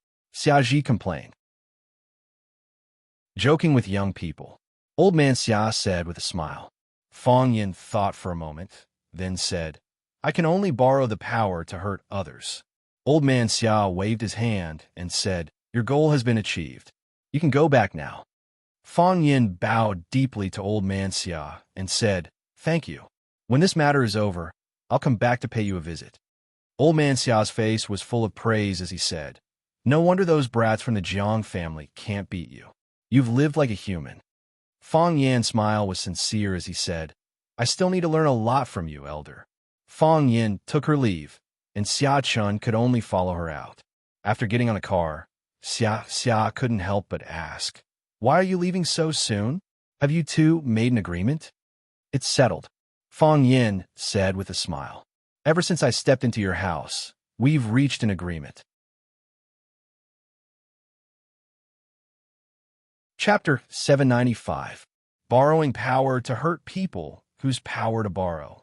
Borrowing the power of the Qin family. Borrowing the power of the Xia family. Borrowing the power of all the people that could be borrowed.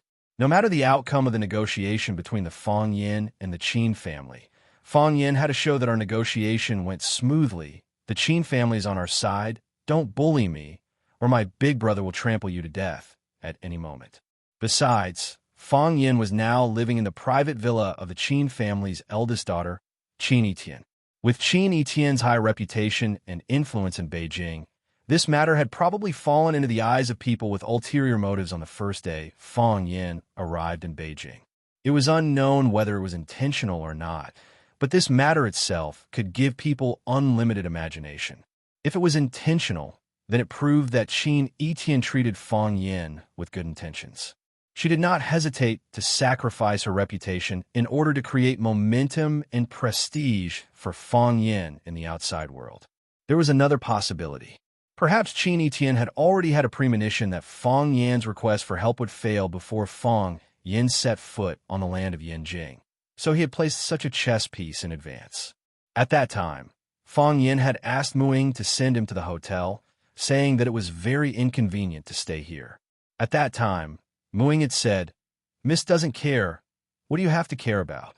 Thinking about it carefully, it was a deep feeling. Fang Yin followed Xia to the Xia family. He didn't even drink a cup of tea from the Xia family. But didn't even occupy a corner of the Xia family's chair. But Fang Yin got a lot of harvest. Old Master Xia was indeed a smart person. With just a few words, he made Fang Yin see the moon through the dark clouds. Borrowing the power of the world. In a situation where the Qin family was unwilling to go all out to fight against such a giant, this was the best and only choice. If all the negotiations were like this, the world would be too harmonious. Xia drove the car out of the military courtyard and sighed. I grew up in such a family, and only now do I slowly come back to it. You grew up in Swallow Dock, but your reaction speed is dozens of times faster than mine. What did you eat to grow up? How can there be such a big gap between people? Xia Chun had an extraordinary background and had been in the entertainment industry for many years. He was quite satisfied with his IQ and EQ. However, he realized that he was still far inferior to Fang Yin. I'm just thinking a little more. With a smile on his face, Fang Yin said, "Too many things happened to my family when I was young, so my mind is more sensitive. After I grew up, I was often bullied by a girl. I couldn't beat her, so I always wanted to take revenge. I used all kinds of methods. That's not a reason," Summer said. Taking revenge on a girl and what you're doing now are two completely different concepts. And that girl is the girl you like. How did you know? Fang Yin asked in surprise. When you talk about her, your eyes narrow, and you can't hide the smile on your face. Xia Chun pretended to be angry and said, "Please, I'm also a woman, okay? Showing such a strong love for another woman in front of a woman will make people jealous, okay? If I can't hold the steering wheel because I'm angry, it'll be 2 lives in a car. It's going to be on the headlines tomorrow," Fang Yin said with a smile. "How about I leave some more clues and lead this car accident to the Jiang family? Do you think they'll be in trouble? Whoever provokes you is unlucky." Xia Kiki giggled. Her laughter was as pleasant to the ear as her singing voice. "However, I don't want to die with you. I don't want to die now. I want to do a lot of things. If you don't die, I won't die either. It's too lonely to walk the Yellow Springs Road alone," Fang Yin said with a smile. "But I really have to thank you for today. It's not like I did anything." Xiaji curled his lips, looking as cute as a young girl. "It's all because of you and our family's old man. I haven't even had the time to say a good word for you, and the two of you have already come to an agreement. I'm standing there like an idiot. You're still staying in the Qin family's young Mrs. Mansion at night? You know about this too?" Fang Yin smiled bitterly. "Who doesn't know? The entire Maple Leaf Club is talking about this. Before your plane even landed at Beijing airport, countless pairs of eyes were staring at it. Otherwise, how would I know that you came to Beijing if you didn't call me? How would I know that you, Yi Fengsheng, Li Xiaodian, and the others were gathering at the Garden Hotel? Fang Yin looked out the window into the dark world. He thought to himself, the Zhang family should know about this too, right?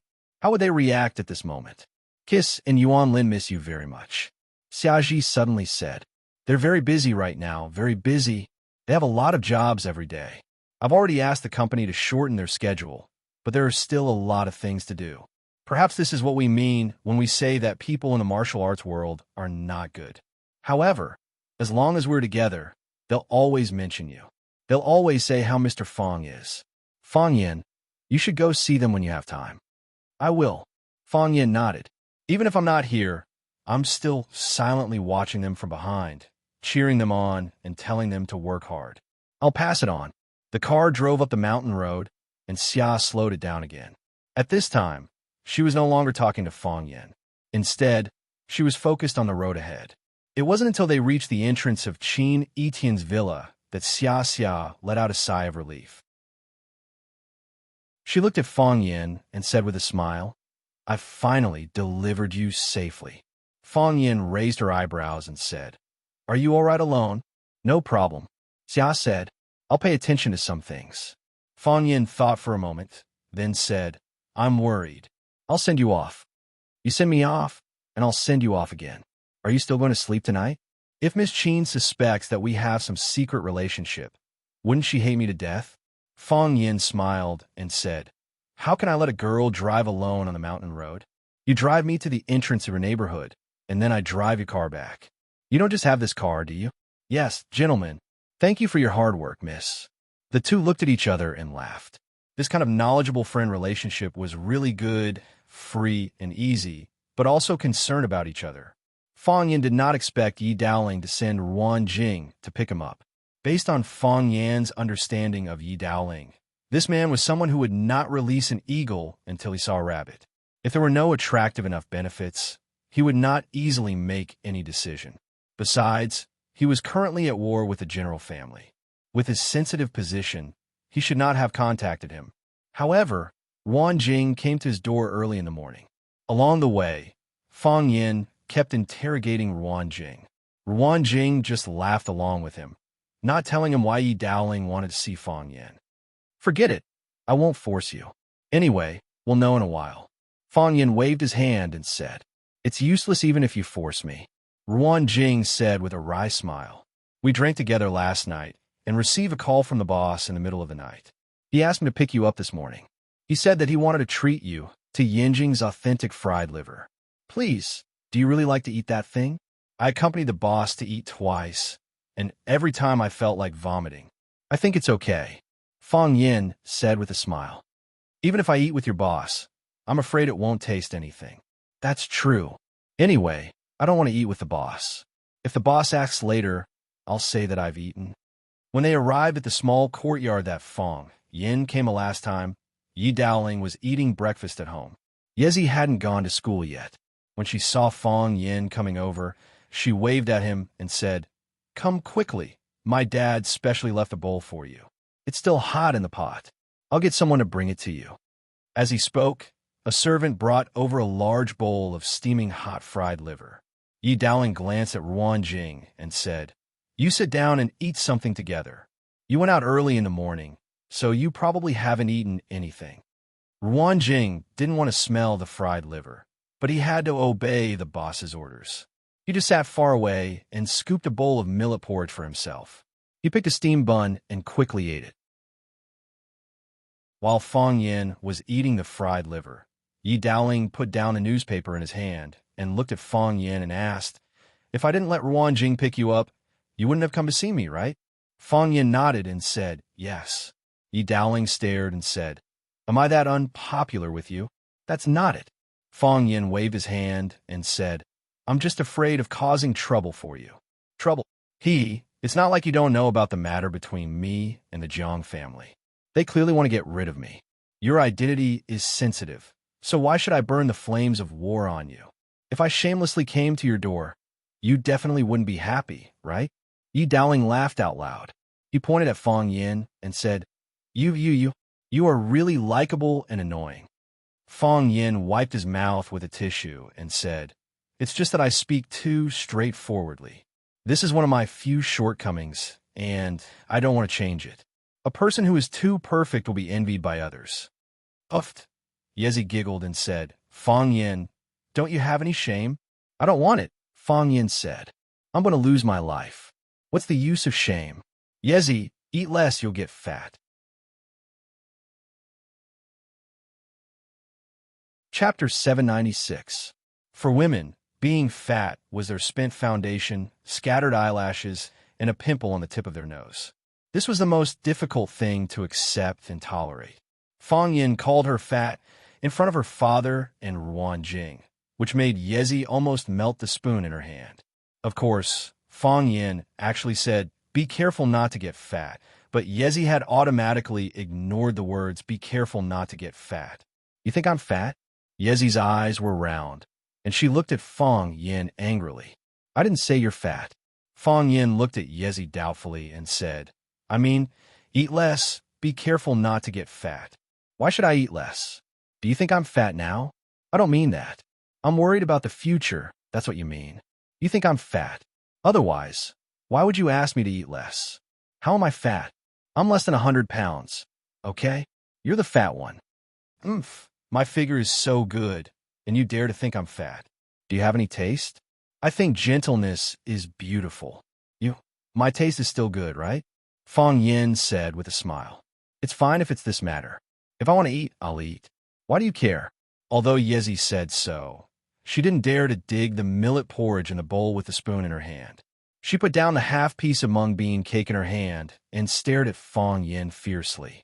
She said, You big fatso. Fong Yin didn't know whether to laugh or cry. He looked at Ruan Jing and said, You judge, did I say she's fat? Ruan Jing looked up at Fong Yin blankly and said, What were you talking about? I was busy eating and didn't hear it clearly. Okay. Yi Dowling waved his hand, looked at his baby daughter, and said, Yezi, are you going to school? No, I'm not in the mood. Yezi's eyes were still staring at Fong Yin. She said, I'm going to practice.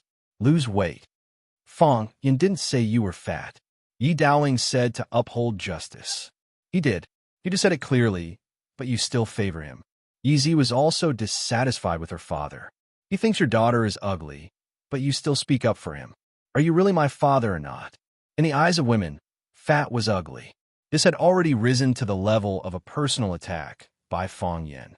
All right. Yi Dowling raised his hand in surrender. I'll give Fong Yin a good scolding later. Hurry up and go to school.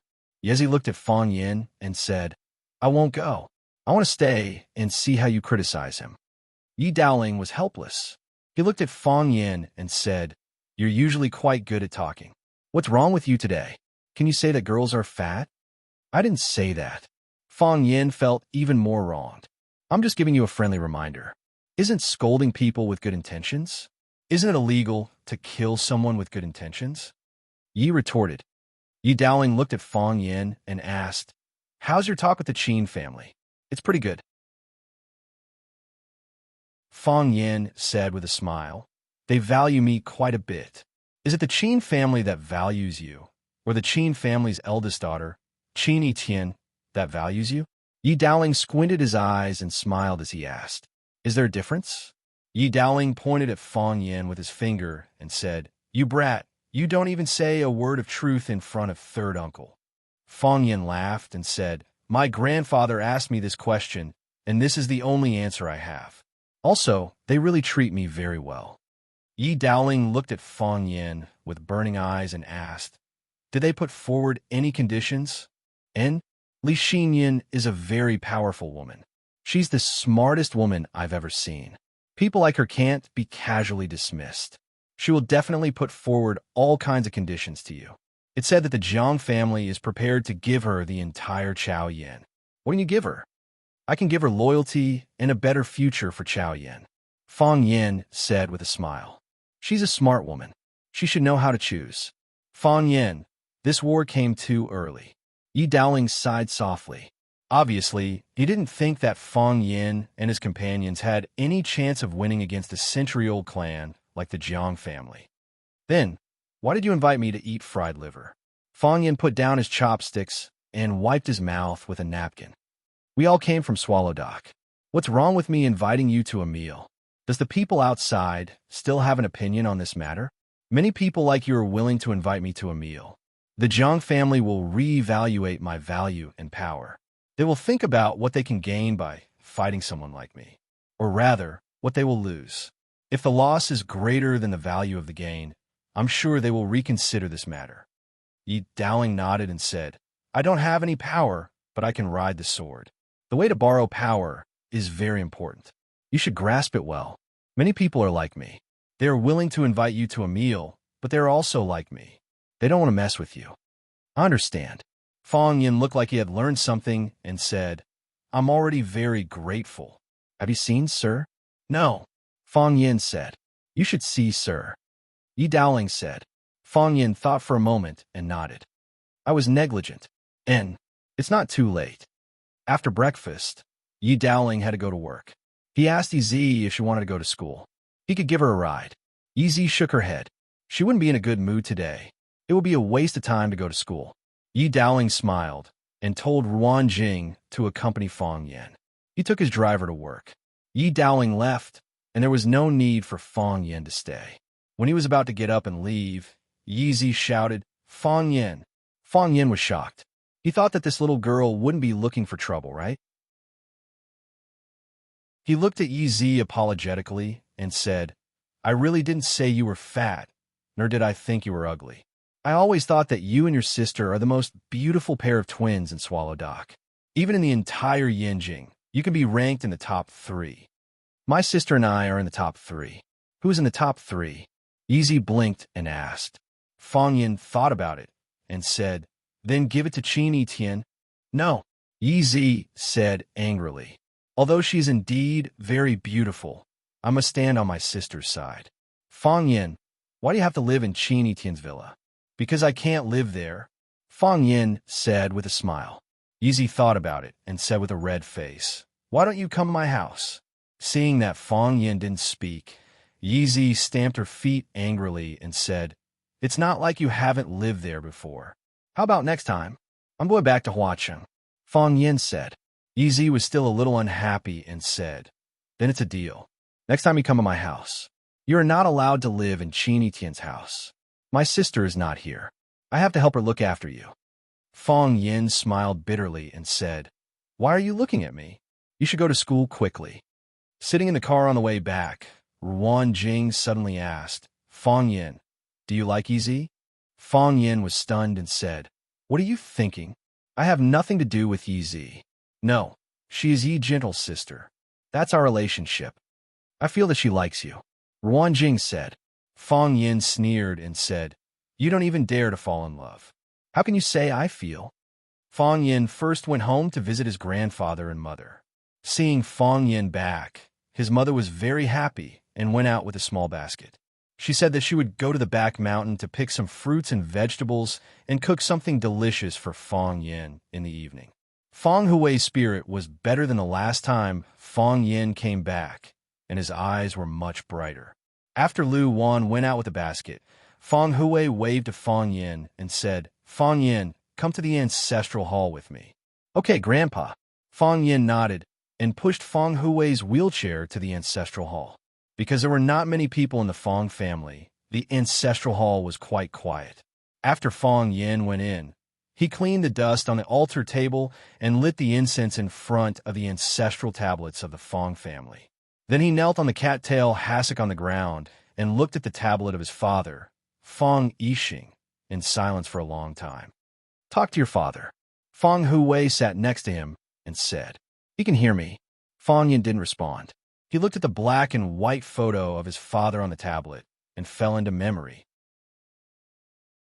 The strict and gentle man, the man who was not good at expressing his feelings, the man who urged his wife to call him every time he missed his son, the man who loved painting but was despised by the people of Swallow Dock all his life, the man who would rather die than surrender and wanted to stop the murderer. He was gone. It became a scar in his heart, an emotional cancer that spread all over his body. No advanced equipment could remove it. I know what you're doing and how dangerous it is. Feng Hui looked at the back of Feng Yan's head and said in a hoarse but sonorous voice, I really want to tell you to give up and come back to Swallow Dock. But if the hatred has blossomed and borne fruit, even Swallow Dock can't protect us. Your father, he is a painful lesson. Our Feng family has only one son for many generations, and it is the same in your generation. If you are alive, the Feng family still has hope. If you are not alive, the Feng family will be cut off from now on. Feng Yin, I don't have any other request. I just hope you can come back safely. Feng Hui's eyes were wet, and soon they were full of tears. The wrinkles on his face were like sharp knives, stabbing Feng Yan's heart. He didn't hide his feelings. This old man, who was strong and had never bowed to anyone, sobbed and said, Come back alive. Chapter 797. Feng Hui had never begged anyone in his life, but this time he was pleading with Feng Yin, begging him to come back alive. Come back alive? Only those who had truly experienced life and death would be able to feel the weight of these 4 words. Feng Yin, you must come back alive. Feng Hui's body trembled violently because he was crying too hard. Big drops of tears rolled down his cheeks. I'm old, and I may leave at any time. If you're gone, your mother can't live either. I'm alone with a widowed mother, and I'm the only child. If you're gone, the Feng family will be disbanded. Feng Yin turned around and kowtowed to Feng Hui, banging his head hard on the faded wooden floor of the ancestral hall. His eyes were red, and he said in a hoarse voice, Grandpa, I promise you, I'll come back alive. You won't leave, and the Feng family won't be disbanded. Our Feng family will get better and better, flourish, and prosper. You must also live well. Live to see me marry a wife and have children. Live to see your grandchildren surround your knees. Feng Hui reached out and stroked Feng Yan's head. Say, then it's settled? It's settled. Feng Yan nodded. I won't go, and you're not allowed to go. Every single member of the Feng clan, every single one of them, will never leave again. Good boy, Feng Hui said with a gratified face. The old man took out a folded handkerchief from his pocket and wiped the tears on his face. He looked at Feng Yin, who was kneeling in front of him and crying, and shouted, What are you crying for? A man doesn't easily shed tears. If you were to weep like a girl, what would that look like? Are you still Feng Hui's grandson? Get up for me and wipe away my tears. If your mom sees this, she'll cry again. Be careful. I'll whip you when that happens. Feng Yin hurriedly climbed up from the ground and stared at the old man, who was as fragile as a candle in the wind and could be extinguished at any time, with a face full of astonishment. In the blink of an eye, he had turned into a stern face and loudly criticized his grandson for being a sissy.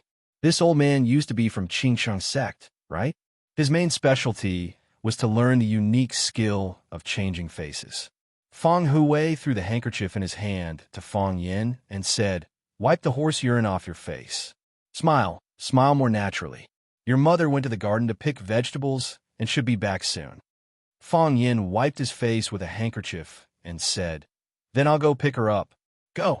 Old Master Feng waved his hand and said, Spend more time with her. Your mother has a stubborn personality and likes to keep everything to herself. You have to talk to her. It would be best if you could convince her to bring her to Huaqing to stay for a period of time. Why are you always accompanying an old man like me? Grandpa, my mother won't go to Huaqing, Feng Yin said with a wry smile. I've called her countless times, but I couldn't persuade her to stay there for a few days. Yes, Feng Hui sighed. I'm not dead yet. If I die, she'll be free. Grandpa, didn't we agree just now? Feng Yin said anxiously. Feng Hui grinned and said, A married daughter is like water that has been poured out. Lu Gang, that arrogant old man, wants to take his daughter back now, but there's no way. Xiaoan is a member of our Feng family now, so she's a member of our Feng family. I have to live and live well. I can't die just to fight with old man Lu. Feng Yin nodded with a smile and said, That's right. Grandpa often says that you're a reckless man, but he looks down on you from the bottom of his heart.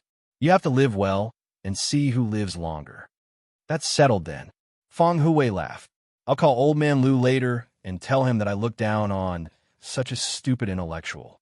He thinks he's great just because he can read a few words. I want to compete with him to see who lives the longest.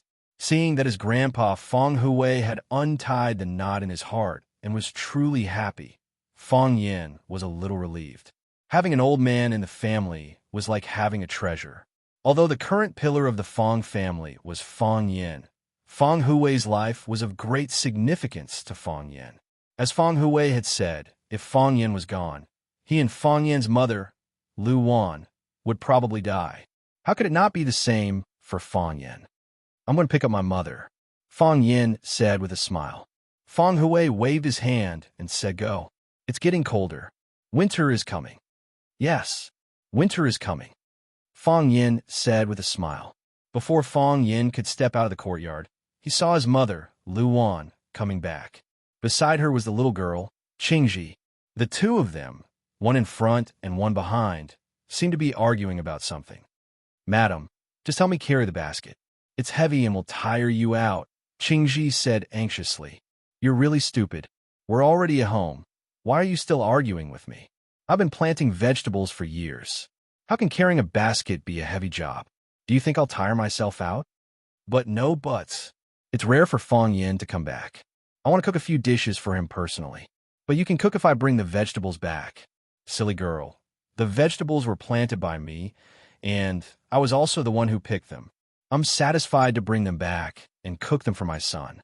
It's rare for me to want to do something, but you keep talking around me. Be careful. I'll find you a husband. Madam, I won't go out of the Feng family. I still have to serve you and take care of the children for Feng Yin when he gets married. Lu Wan smiled gently and said, I don't know when he can get married. If I can see that day earlier, I'll be relieved. Isn't Feng Yin in love with Miss Wenro? The whole Swallow Dock knows about it.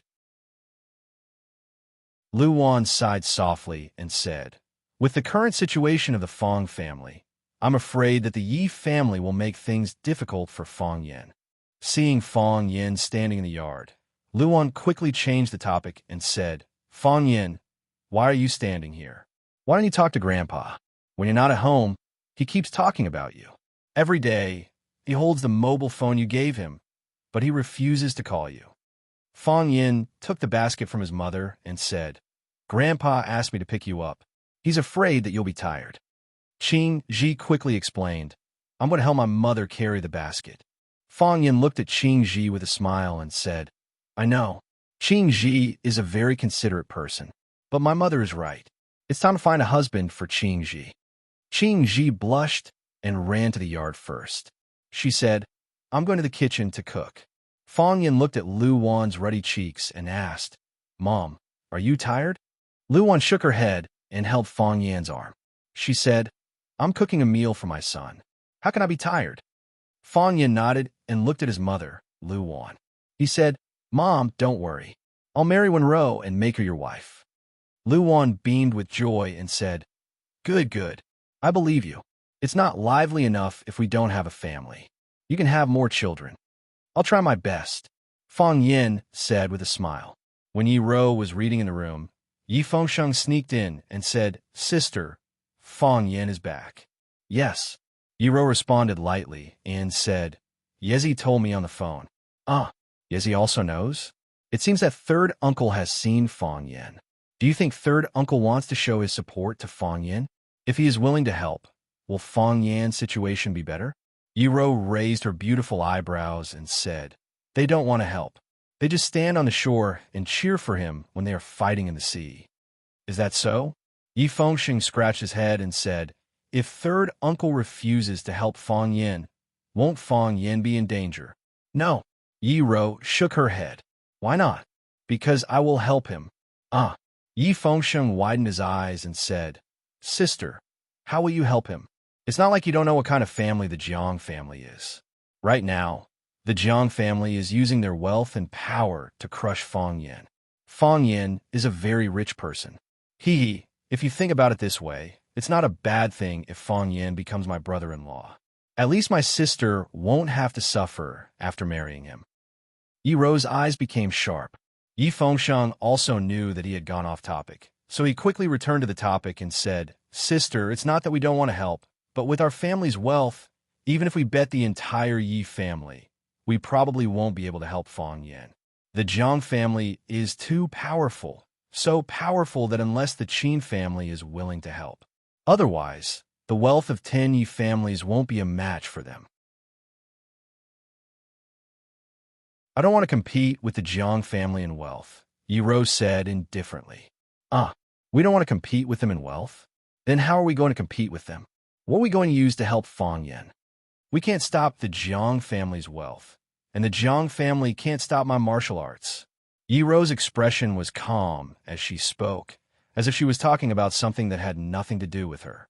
But Yi Fengxiang knew very well that when she said something like that, she would really do it. "I'll go kill everyone in the Jiang family, and then everything will be fine, right? Sister." Yi Fengxiang was so scared that his chubby face turned pale and red. "Don't do anything stupid. If you do that, our family will be finished. That's something we need to consider after we kill everyone in the Jiang family," Yi Ro said firmly.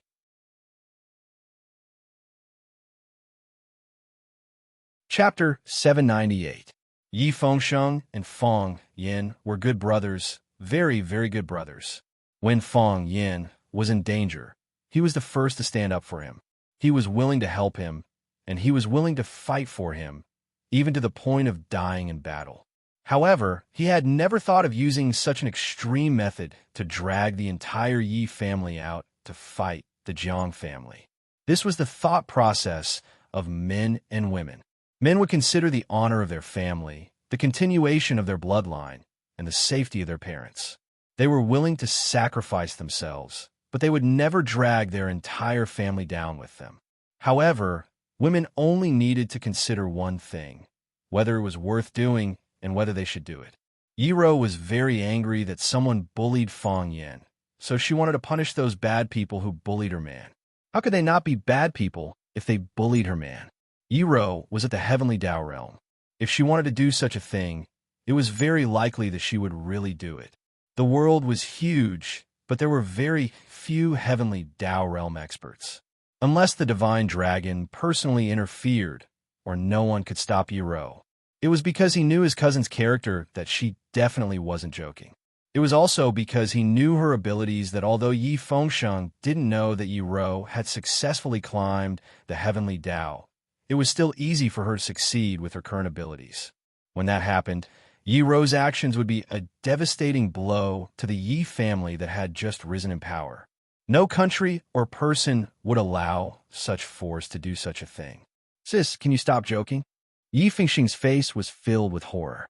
"How can you say that it's something to be considered later? If you really kill everyone in the Jiang family, our Yi family will be destroyed as well." Yi Ro glanced at Yi Fengxiang and said, "I can choose not to do it." As long as they stop attacking Fang Yan," Yi Ro said, "you can bring my words to the Jiang family. Or you can find someone to bring my words to the Jiang family. Sis, others will think we're crazy." "Crazy?" Yi Ro flipped open the book she was reading again and said with her head lowered, "Women are much more terrifying than crazy." Yi Fengxiang was thinking about how to persuade his sister to give up on this idea when he heard the sound of a car horn outside. Soon, it was noisy outside the courtyard. Yi Fengxiang greeted Yi Ro and said, "Sister, someone might be back. I'll go out and have a look." Yi Ro looked up at him and then buried her eyes in the book in her hands again. Yi Fengxiang didn't come back, but after a while, a servant came to ask Yi Ro to go out for dinner. Yi Ro closed the book and looked out of the window. Winter came, and the plants withered. However, the 2 frangipani he planted were lush and would carry a delicate fragrance with the breeze. Who will come? Yi Ro thought to herself. When there were no family members at home, they would eat in the small dining room. But when there were guests at home, they would eat in the hall. Today, they were having dinner in the living room, which proved that there were indeed guests at home. Yi Ro rarely paid attention to this matter. Most of the time, she just asked someone to send food to her room. But for some reason, her mind was exceptionally sensitive today. When Yi Ro walked to the door of the living room, she was stunned. There were no guests, but almost all the direct descendants of the Yi family were present. The patriarch sat at the head of the table, and beside him sat a few members of the Yi family's grandparent generation. Father Yi Daowen, second uncle Yi Daoling, third uncle Yi Daoxian were all present. There were also Yi Fengsheng and a few juniors sitting at another table. Second uncle was busy with work and seldom came home. Third uncle Yi Daoxian was busy improving the Yi family style so that it could be promoted and tested in the military special forces. He did not return home all year round, but today they were all back. Yi Ro hesitated slightly before walking towards the table where Yi Fengsheng and company were sitting. "Ro!" Yi Daoling shouted. He waved at her and said with a warm smile, "Come sit here. The patriarch has something to ask you." Yi Ro thought for a moment and walked towards the head table. The other juniors were not surprised at all. It was no secret in the Yi family that the patriarch favored Yi Ro. Everyone was already used to it. Yi Ro was indeed outstanding. Ignoring everything else, just her martial arts alone was enough to suppress them to the point of suffocation. In their hearts, they were convinced by this. Furthermore, Yi Ro was cold on the outside but warm on the inside. She did not show any courtesy to outsiders, but she was extremely good to her family. Her brothers and sisters at home also liked her very much. Yi Ro sat at the end of the table, diagonally opposite the patriarch. The patriarch looked at Yi Ro lovingly and said with concern, "Ro, are you reading in your room again today?" "Yes, patriarch," Yi Ro said with a nod. "I know you were working hard, so I did not disturb you. I got someone to send some fruits over. You didn't forget to eat them, right?" "I ate them." "That's good. Girls eating more fruits is good for their bodies and skin. Although we Ro practice martial arts, our skin is more delicate than those rich young ladies who do not touch the sun. This is our capital as a woman." Patriarch Yi Daoling had no choice but to interrupt the patriarch's concern.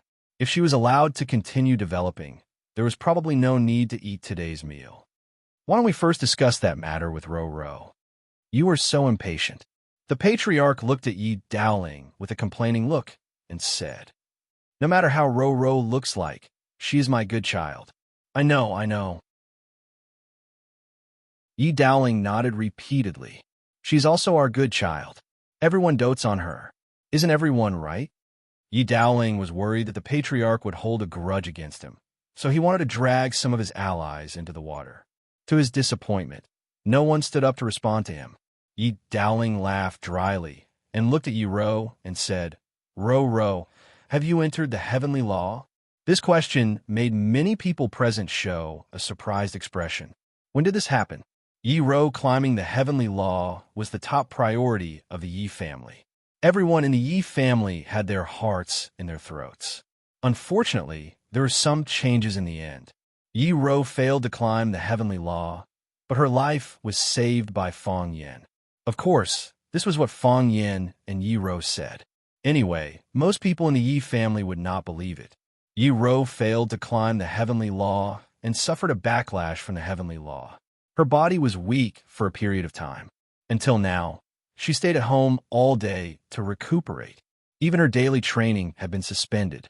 Everyone was worried that they would hurt Yi Ro, so they did not even mention the heavenly law in front of her.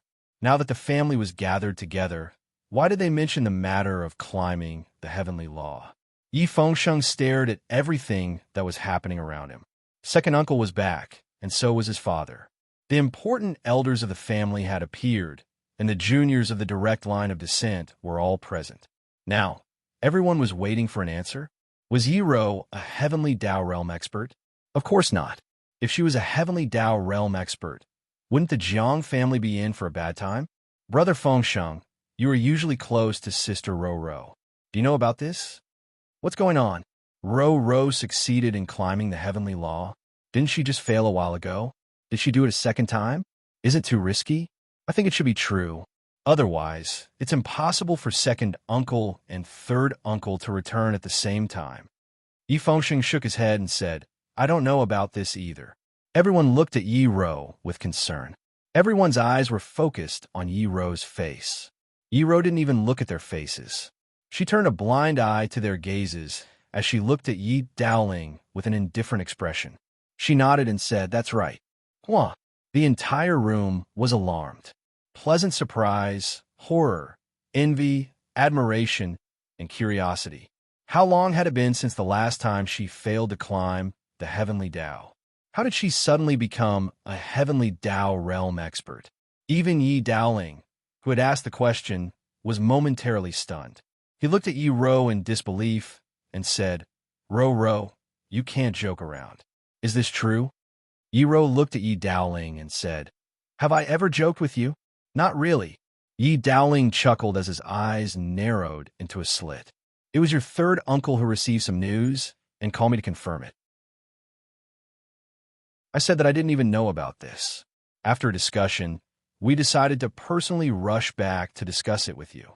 After pondering for a moment, Yi Daowen looked at Yi Ro and asked, When did this happen?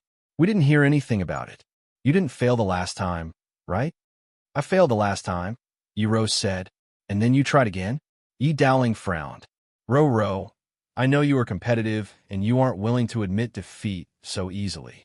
But such matters still need a gradual cycle. You can't rush it, or else problems will easily occur. I failed to climb the heavenly Tao. It was Fang Yin who saved me, Yi Ro said. He suffered the backlash of the heavenly Tao himself, but he helped me become a heavenly Tao realm expert. Huh. The hall was in an uproar once again as everyone discussed the matter.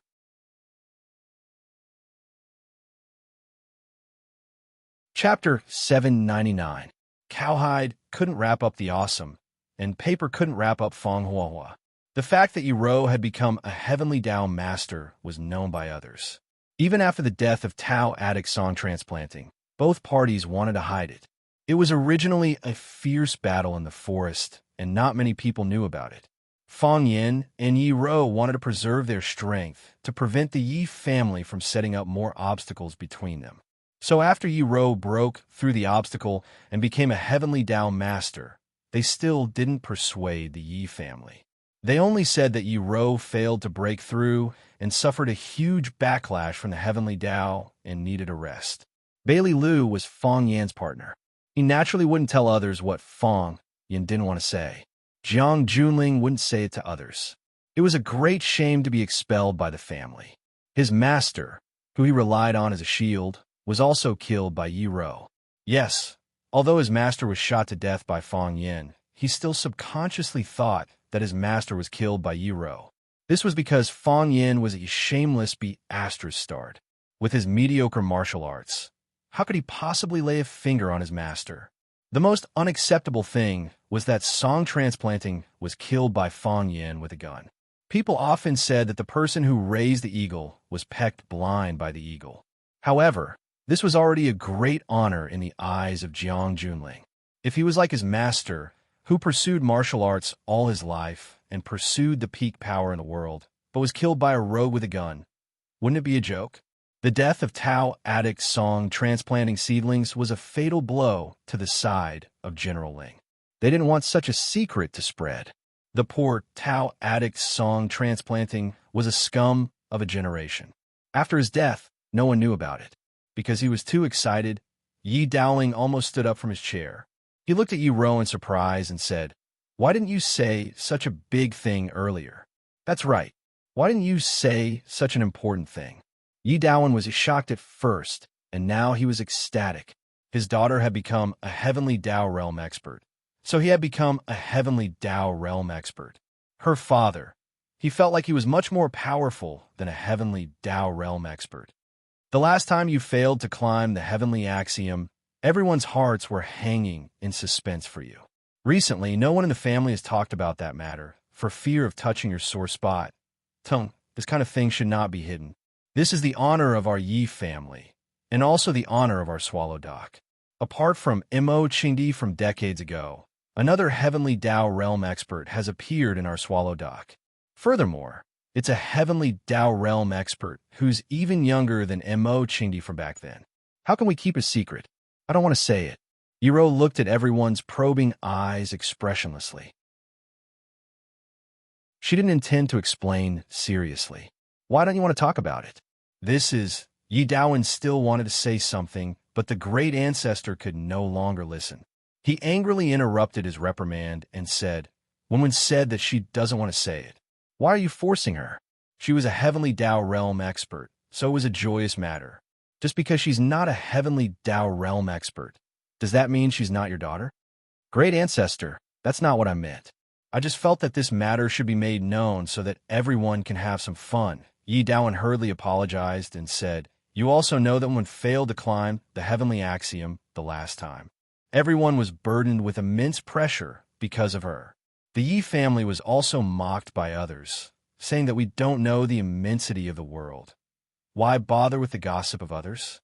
Does our Yi family need others to point fingers at us when we do things? The great ancestor's tone turned more impatient as he said, The next time someone dares to do such a thing, just go up and smack him in the face. He doesn't know how to live up to expectations and doesn't properly practice his martial arts. Instead, he makes sarcastic remarks about the hard work of others. Such people won't amount to much their entire lives. Yes, Yi Daowen replied respectfully. Yi Daoxian was from the military, and he had the deepest and most unyielding features among the three brothers. He sat there like a handsome statue, and in terms of bearing, he was much better than his son.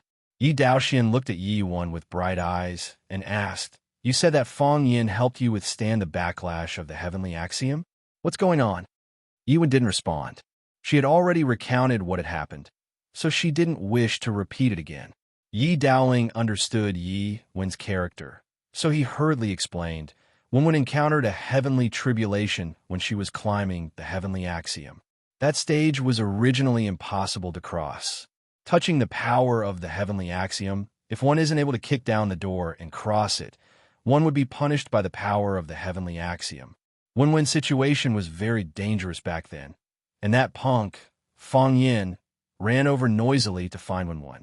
Elder brother and I tried our best to stop him, and even our Yi family's door was smashed by that punk. We were originally worried that he would disturb Wenwen's ascension, but who knew that by a free combination of factors, he saved Wenwen's life. At the most dangerous moment, Feng Yin used his heart of Taiji to withstand the backlash of the heavenly axiom. It's said that even now, that punk's heart of Taiji can't be used normally. For this, the Yi family's patriarch often came to our house to have a chat with our patriarch, saying that their Feng family risked their lives for our Yi family. So our Yi family can't do such heartless things. Yi Daoxian nodded, but his gaze was still on Yi Wen's face. He asked, Can the backlash of the heavenly axiom be endured by someone else? Yes. Yi Wen nodded. He knew that this uncle was discussing this problem with him from a scholarly point of view. After all, he was currently improving and streamlining the Yi family style, and then promoting it to Hua Xia's special forces. What's the trick? The person who bears the backlash knows how to use the heart of Taiji. Yi Wen answered. Yi Daoxian found it difficult to continue, so the topic came to an end. Yi Daoling looked at Yi Wen in delight and said, Wenwen has become a heavenly Tao realm expert. Our Yi family also has a heavenly Tao realm expert. This matter needs to be celebrated. Patriarch, don't you think so? Yes, it needs to be celebrated. Yi Daoling echoed his elder brother's actions. This is a joyous occasion, not stealing or robbing, but relying on one's own hard work and talent to climb the heavenly axiom at such a young age. The entire Swallow Fort should celebrate this matter for 3 days. Elder brother, communicate with Mr. about this matter. I believe Mr. will be happy to see the rise of an outstanding young man. That's right. Back then, when Mo Qingdi succeeded in climbing the heavenly axiom, Mr. had the entire village celebrate for 3 days. Our one can't lose to Mo Qingdi's procession back then, right? A white-haired old man beside the patriarch said. This matter will quickly spread to Beijing and then to the entire country. The patriarch looked worriedly at Yi Wen and asked, Wenwen, what do you think? Yi Wen understood the patriarch's concern as she looked at him with a gentle voice and said, Let them like it. All right. Only then did the patriarch feel relieved. Seeing the person in question, Yi Wen agreed to the matter. Everyone in the room laughed. Everyone felt joyous and joyous. Yi Daoxian looked at Yi Wenwen and said, "Has Fang Yin returned?" "I heard that he has returned." Yi Xiaojun, who was beside Yi Fengsheng, said, "Someone saw him pushing Grandpa for a stroll by Stone River." "Yes." Yi Daoxian frowned and said, "I heard that Fang Yin and the general family are fighting intensely to the death." Yi Daoling gave an appropriate evaluation. He said, "The last time Mr. brought Fang Yin to visit the general family, it was to denounce Fang Yin and also to put an end to this matter on Fang Yin's behalf. However, the general family's old patriarch would rather banish the offending grandson from the family than let the matter rest. This time, the general family attacked in anger, naturally with the intention of not stopping until one side is dead." Yi Daoxian shook his head lightly and said, "The general family, they have a lot of business. Although Fang Yin has some talent, he has just started out and will most likely die in this battle. I don't think he will win."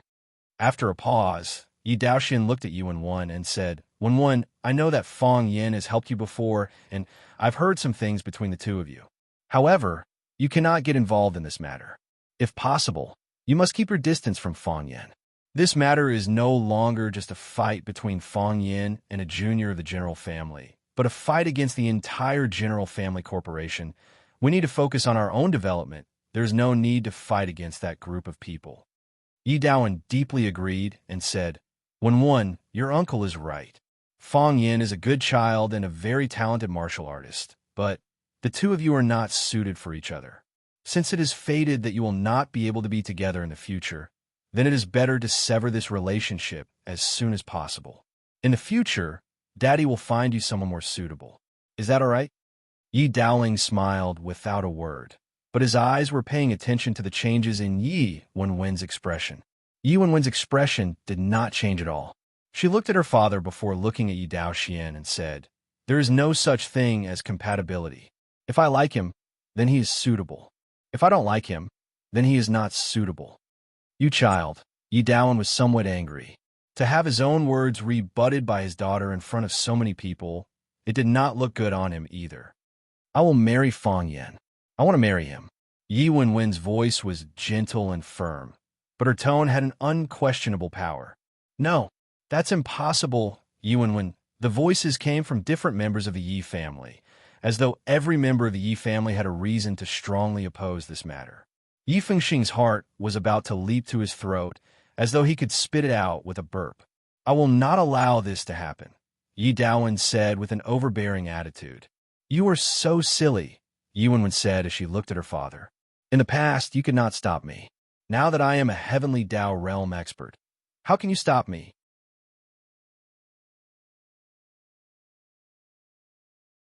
Chapter 800. You're such a fool. These three words were like a powerful atomic bomb being dropped on the dining hall of the Yi family. The noisy scene suddenly quieted down, and the lively discussion instantly stopped. Everyone looked at Yi Ro with astonishment, looking at the girl who said, "You're such a fool," to her father. The Yi family was a traditional family. Like other families in Swallow Dock, they all implemented the patriarchal system. The juniors had to be respectful when speaking to the elders. Even if the elders said something wrong, they couldn't refute them directly. What was Yi Ro doing? No one said a word. They even tried to suppress their breathing. Everyone stared at Yi Ro, at Yi Daowen, who had been countered by Yi Ro. Yi Daowen was the patriarch of the Yi family. He represented the dignity and face of the Yi family. He represented the Yi family's attitude towards a certain person or thing. Now, what kind of punishment was he going to give to Yi Ro, who had disobeyed him? Yi Daowen's expression was extremely gloomy. Because of his anger, the veins on his fists bulged. His eyes were fixed on Yi Ro. He stared at the daughter he had always treated as a treasure. Just now, what did she say to him? Yi Daowen wasn't a man who hadn't experienced many trials and tribulations, and because of his long years of practicing martial arts, his temperament and self-restraint could be considered first class. However, being slapped in the face by his own daughter in front of so many people, he still had a hard time accepting it. How did that sentence come about? Only the person you love can hurt you the most. That was exactly what he was feeling at this moment. Yi Ro, Yi Daowen tried hard to calm the anger in his heart. He tried his best to make his voice dignified and gentle. What did you mean by those words just now? I'm saying that you can't stop me. Yiro's expression didn't change at all. On the contrary, one could see her calmness and sincerity in her eyes. She wasn't hypocritical, and she hated hypocrisy. She thought of this and said it directly. In the past, you couldn't stop me. Even if I wasn't a heavenly Dao realm expert back then, when I wanted to marry Fang Yin, I would definitely marry Fang Yin, as long as he was willing to marry me. Now, I'm a heavenly Dao realm expert. I have greater power and autonomy. If I want to marry Fang Yin, I will marry Fang Yin. This was following his own temperament and obeying the rules of the heavenly Dao. Even the heavens won't stop me, let alone you. I'm your father, and you don't consider my attitude at all? I've thought about it, and I've been troubled by it.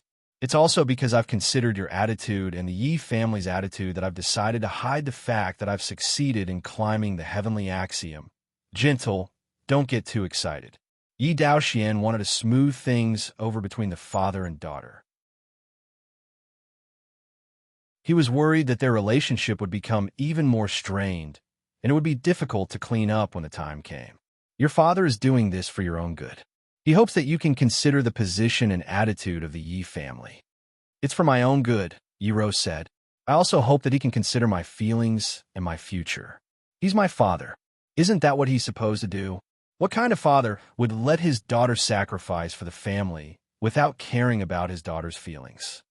It's not that your father doesn't consider you, but the Yi family's position and your choice are contradictory. So I have to compromise and turn a blind eye to everything that the man I like has encountered? The corners of Yiro's mouth curled up as she revealed a mocking smile. If that's the case, what's the point of me climbing the heavenly axiom? I can't even abide by the human path, and I still want to borrow the power of the heavenly axiom. Isn't that going against the heavens? Yi Daoling understood Yi Ruru's character. He knew that there was no way to discuss this matter today. He smiled and said, Okay. Ruru has her own considerations. The Yi family also has their own position. We need to discuss this matter in the long run. There's no need to rush it now. Regardless, today is a joyous day for our Yi family. Ro has succeeded in climbing the heavenly axiom, and she's the youngest heavenly axiom expert in Swallow Dock and even the entire Huaxia. Our Yi family has a reason to celebrate.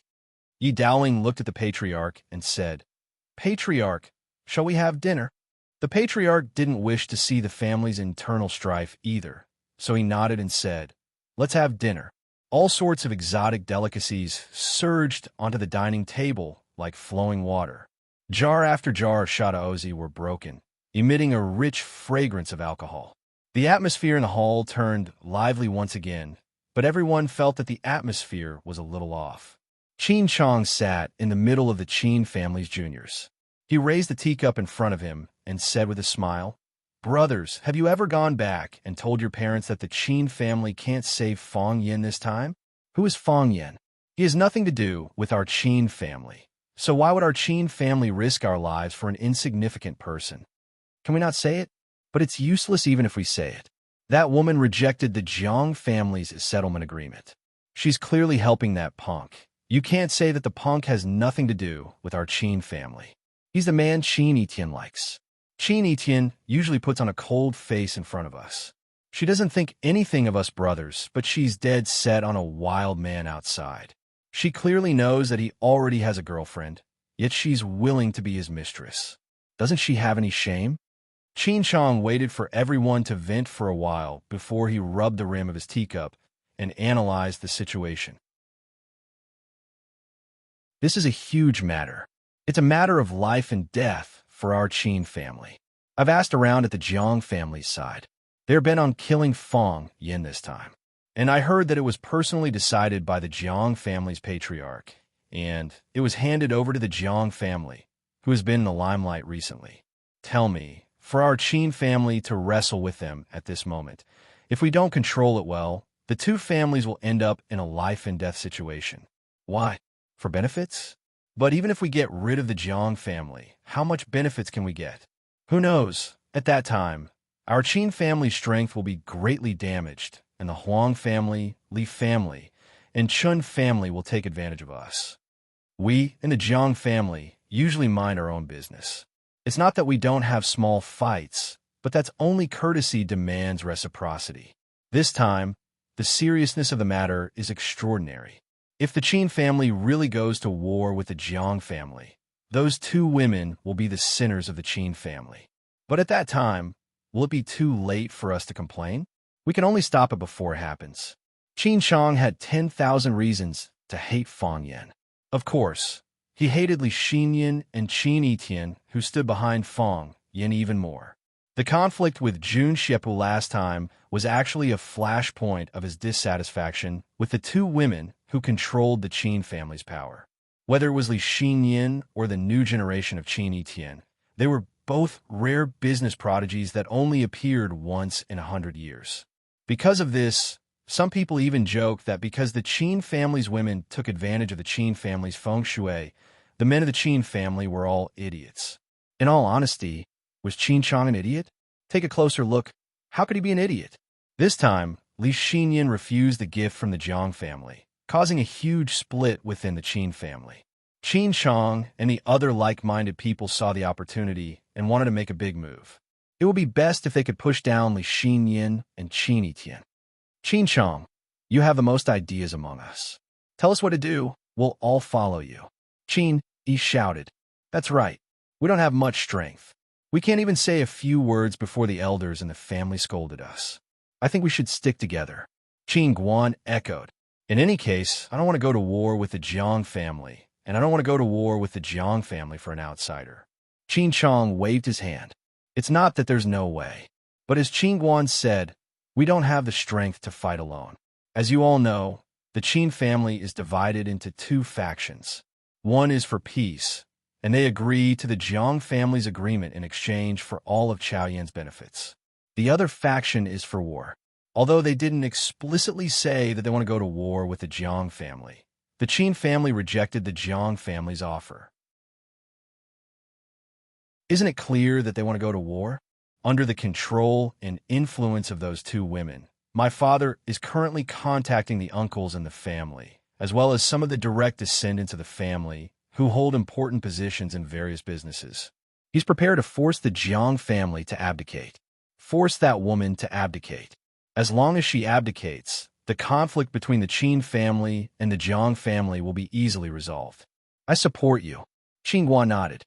I'll also convince my father and grandfather to support you. I support you as well. Let the woman go back to nursing her child. If Qin Yitian really likes Fang Yan, he can marry into the Fang family. It's time for the men of the Qin family to stand up and take responsibility. The vision of women is still too shallow. Qin Chang smiled vaguely as he looked at his companions in the family who had been incited by him. Fang Yan, you're just an insignificant target. Our true targets are those two women. Their existence is too dazzling, and we're too embarrassed. As a man of a family like the Qin family, you should be able to understand our situation, right? But who told them to like you? Many times, liking someone is a mistake.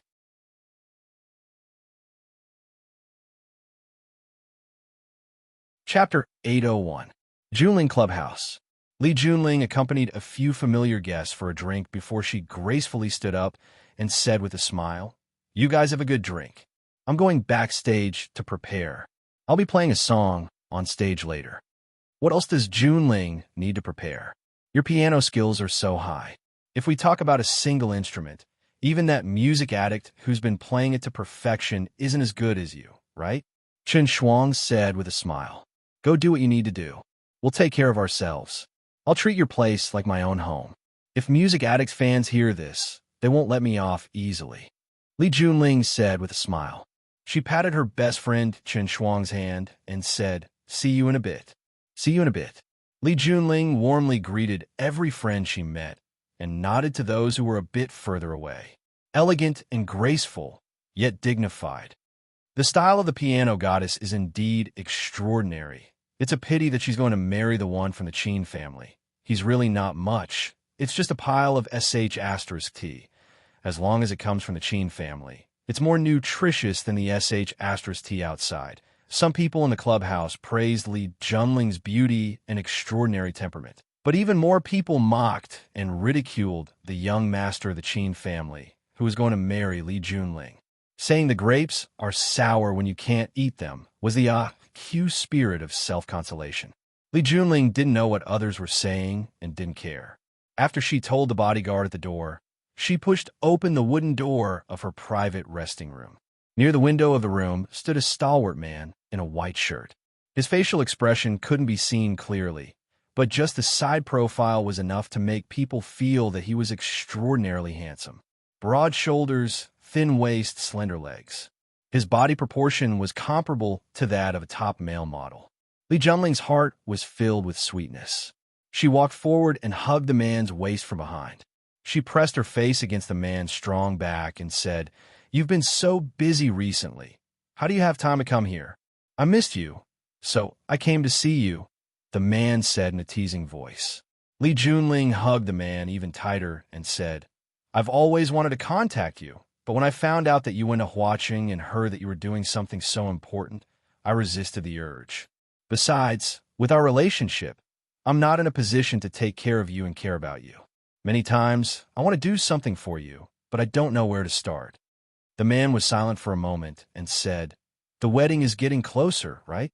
"They said it was before the new year," Li Junling said in a low voice. "There are only a few good days before the new year. No matter which one he chose, it would only take him a few days.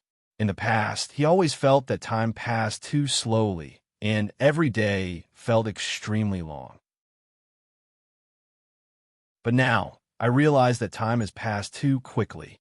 Before I could properly appreciate the day, it had already slipped away with a whoosh. I can't even hold it back." The man fell silent again. After a long time, he seemed to have made some kind of decision and said, "How about I tell Grandpa?" Li Junling smiled in a low voice and said, "This is not your style. Do you really dare to tell your grandpa about this?" "It's indeed not my style." The man squinted his eyes and smiled. "But for the woman I like, I should always be hot-blooded for once. What's the saying again? Who doesn't have hot-blooded youth?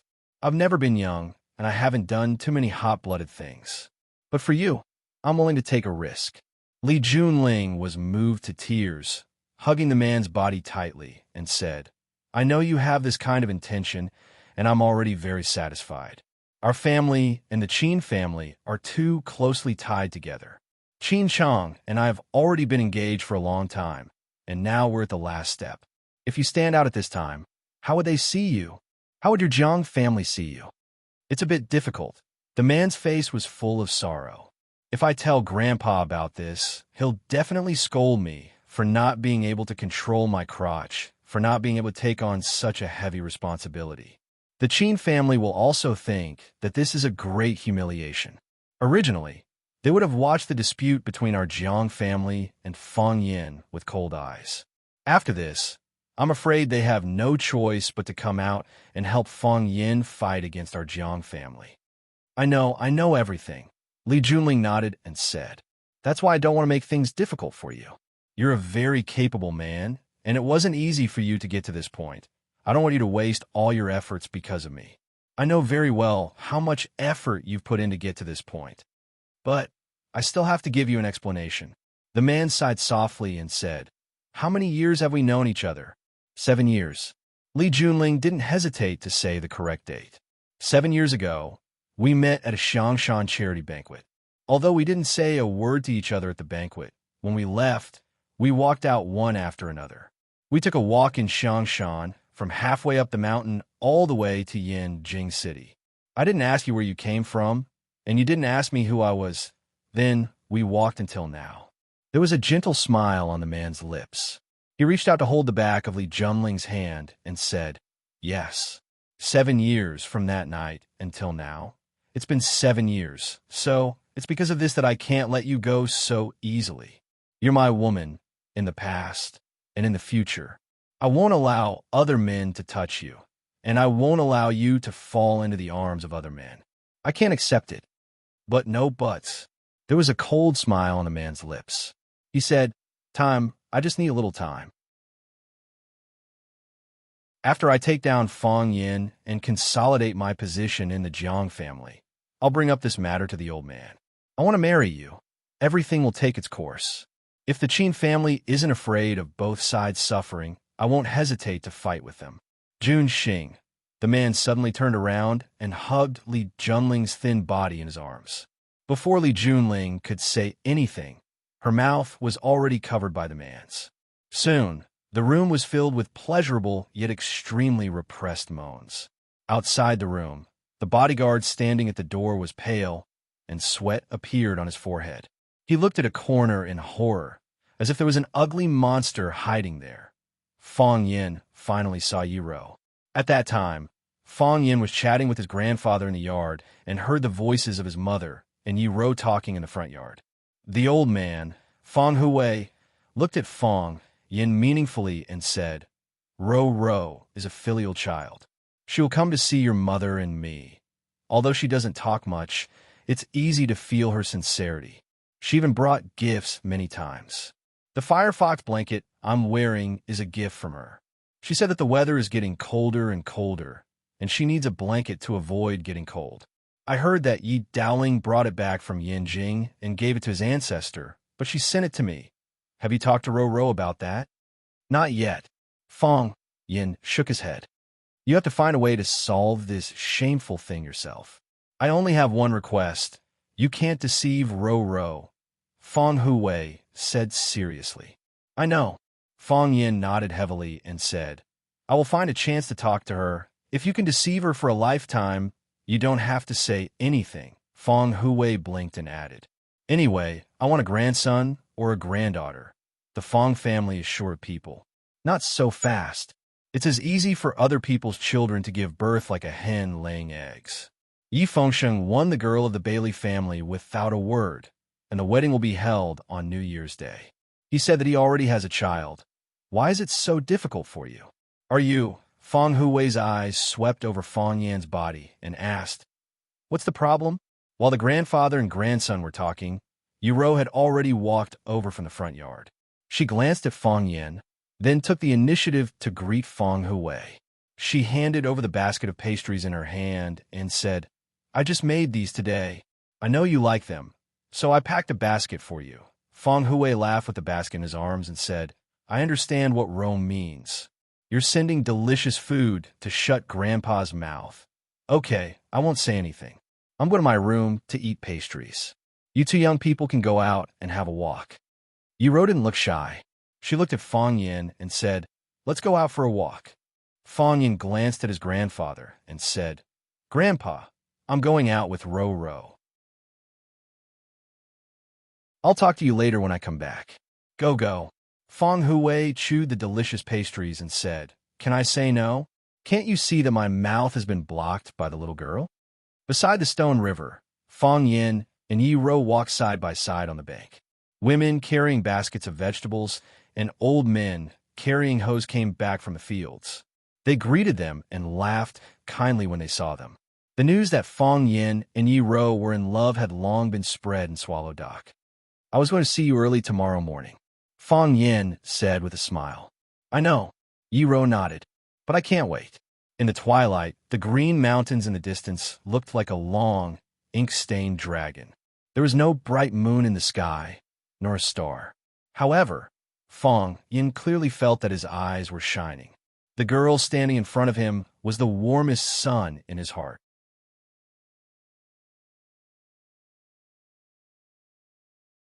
Chapter 802.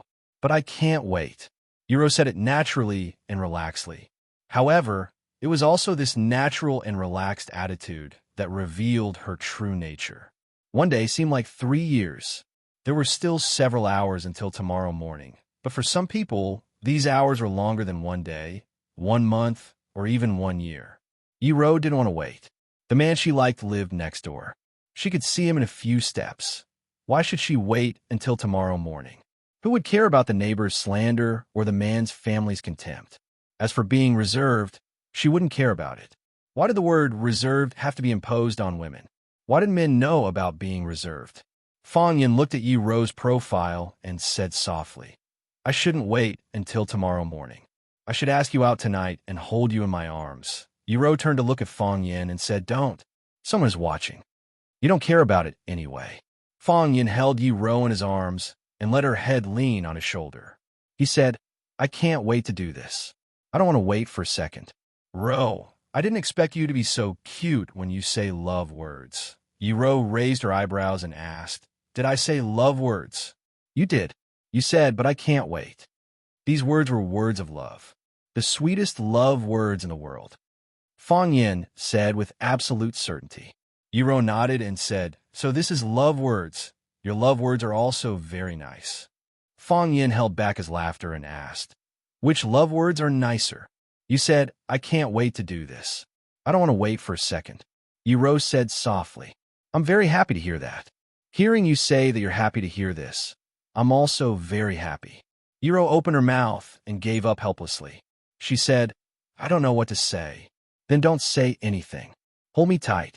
Yiro gave Fong Yin a hug, but when she saw someone walking over, she pushed him away immediately. Fong Yin felt wronged and said, Do you know that in a normal relationship, if a girl does this kind of action, it will hurt a man's self-esteem? Yiro nodded and said, I know, but I think you're different. You're right, I'm different from them. Fong Yin grinned and said, They are all little kids. How can they be compared with a mature man like me? We are more broad-minded and can tolerate more things that young people can't bear. You are thick-skinned, so you could take more blows. You shouldn't feel hurt. The corners of Yiro's mouth curled up with a pleasant smile. She was willing to attack Fong Yin like this and tell his friend some jokes about Fong Yin's shamelessness.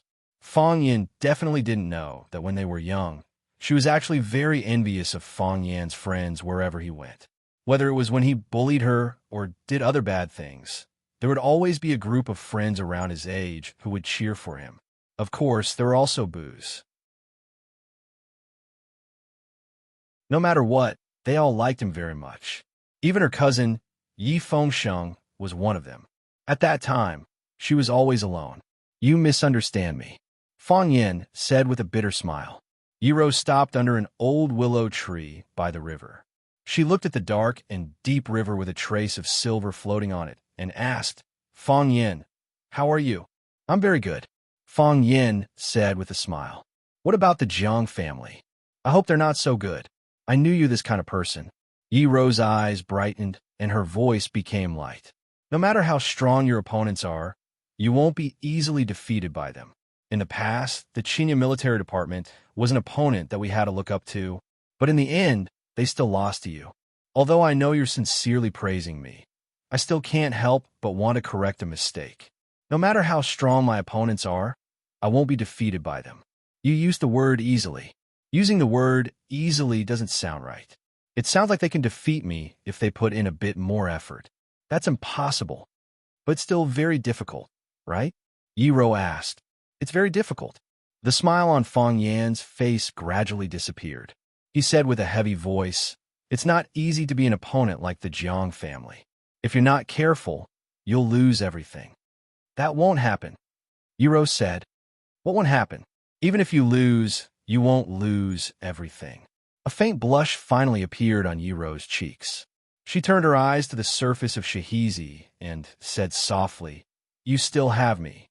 Fong Yin beamed and said, Ro, why are you so cute tonight? I feel like I'm not afraid of you anymore. Yiro stared at Fong Yin and asked, Were you afraid of me before? I wasn't afraid. I just respected you a little. I couldn't help but want to respect you. But I was still afraid. Yiro said, I really wasn't afraid. If I was afraid of you, why would I want to marry you? Am I right? Fong Yin, I want to talk to you about something. Ro, I also want to talk to you about something. Fong Yin looked at Yiro and said with a serious face. Yiro pondered for a moment and looked at Fong Yin thoughtfully. She nodded and said, Okay, what do you want to say? You know about the existence of Lu Chaoga, right? Yes. You two used to live together in Rosefinch. When Chiba challenged you in the Ministry of War, I saw her in the small courtyard where you lived. Yiro had a very good memory. She certainly wouldn't forget that she had seen Lu Chaoga before. Pausing for a moment, he added, a very capable and charming woman.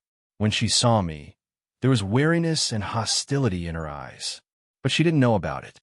Between me and her. Fang Yin dodged her eyes and didn't dare to look into Yi Ro's eyes. Before seeing Yi Ro, he felt that he had made enough mental preparation. He felt that it was his fault, and he had to bear the responsibility. He wanted to confess to Yi Ro. He wanted to beg for Yi Ro's forgiveness or accept Yi Ro's unforgiveness. In any case, he had to let Yi Ro know. Otherwise, if the truth was exposed, it would hurt Yi Ro and Lu Chaoga more. Of course, the current situation itself was a kind of injury. Have you slept together? Yi Ro asked aloud. Can you imagine how Fang Yin felt at this moment? He just wanted to drink some water, but someone fired a powerful water gun and sprayed it on his face. Fang Yin stared at Yi Ro and asked in surprise, How do you know? Grandpa told me. Yi Ro said expressionlessly. I've only heard of people who set up their fathers. How could there be someone who set up their grandson? Fang Yin felt that he was killed by the old man and his family. Didn't we agree that? Let me solve this matter by myself? Didn't we agree that? I must confess by myself, and no one can help me? Didn't we agree that I shouldn't hide it or hide it for the rest of my life? Grandpa, what the hell are you playing at? Don't you know that you will kill me by setting me up like this? Don't you understand that love is sometimes very fragile? Of course, Grandpa didn't understand. At that time, they must have been arranged by their parents. They didn't even know what their grandmother looked like before they entered the bridal chamber. The muscles on Fang Yan's face twitched. After swallowing a few mouthfuls of saliva, he looked at Yi Ro cautiously and asked, Grandpa, what did he say to you? Nothing much. Yi Ro's expression didn't show any sadness or joy. She said lightly, he just asked me if I like Lu Chaoga. Grandpa asked me if I like Lu Chaoga. I'm not familiar with Lu Chaoga. Why would he ask me this question? Of course, it's because you are familiar with her. Fang Yin, I just don't want to think about it, but I'm not stupid. Grandpa has already hinted so clearly. How can I not know what he means? I think the relationship between you two must be extraordinary. Otherwise, you and Grandpa wouldn't be in such a difficult position. Yi Ro's expression became serious. She looked at Fang Yin with murderous eyes. Yes, it was indeed murderous. Yi Ro, who had entered the heavenly Dao realm, gave people a feeling of gentleness like water. Even the coldness from before had melted a lot. She looked like an ordinary woman. However, at this moment, Yi Ro was filled with danger. It made people feel the biting cold aggression that could kill with a touch. Yi Ro looked at Fang Yin and asked in a deep voice, Fang Yin, aren't you afraid that I'll be angry? Plop. Fang Yin's body retreated continuously, and his back leaned against the hard stone wall of someone's house. He looked at Yi Ro with a sad face and said, I'm ready. You can do whatever you want. Of course, I know this still won't solve any problem. So, before you make any decision, can you listen to me first? I don't like to listen to nonsense. Yi Ro's tone was cold. I know. Fang Yin said in a deep voice, I love you. You're tuning in to the Romance Rendezvous YouTube channel. We're so grateful for your support, and don't forget to subscribe to join us on this incredible journey through captivating stories. Your generosity through donations truly makes a world of difference, as it's the primary source of revenue that allows me to expand and enhance this channel for you. Thank you from the bottom of my heart for being a part of this adventure.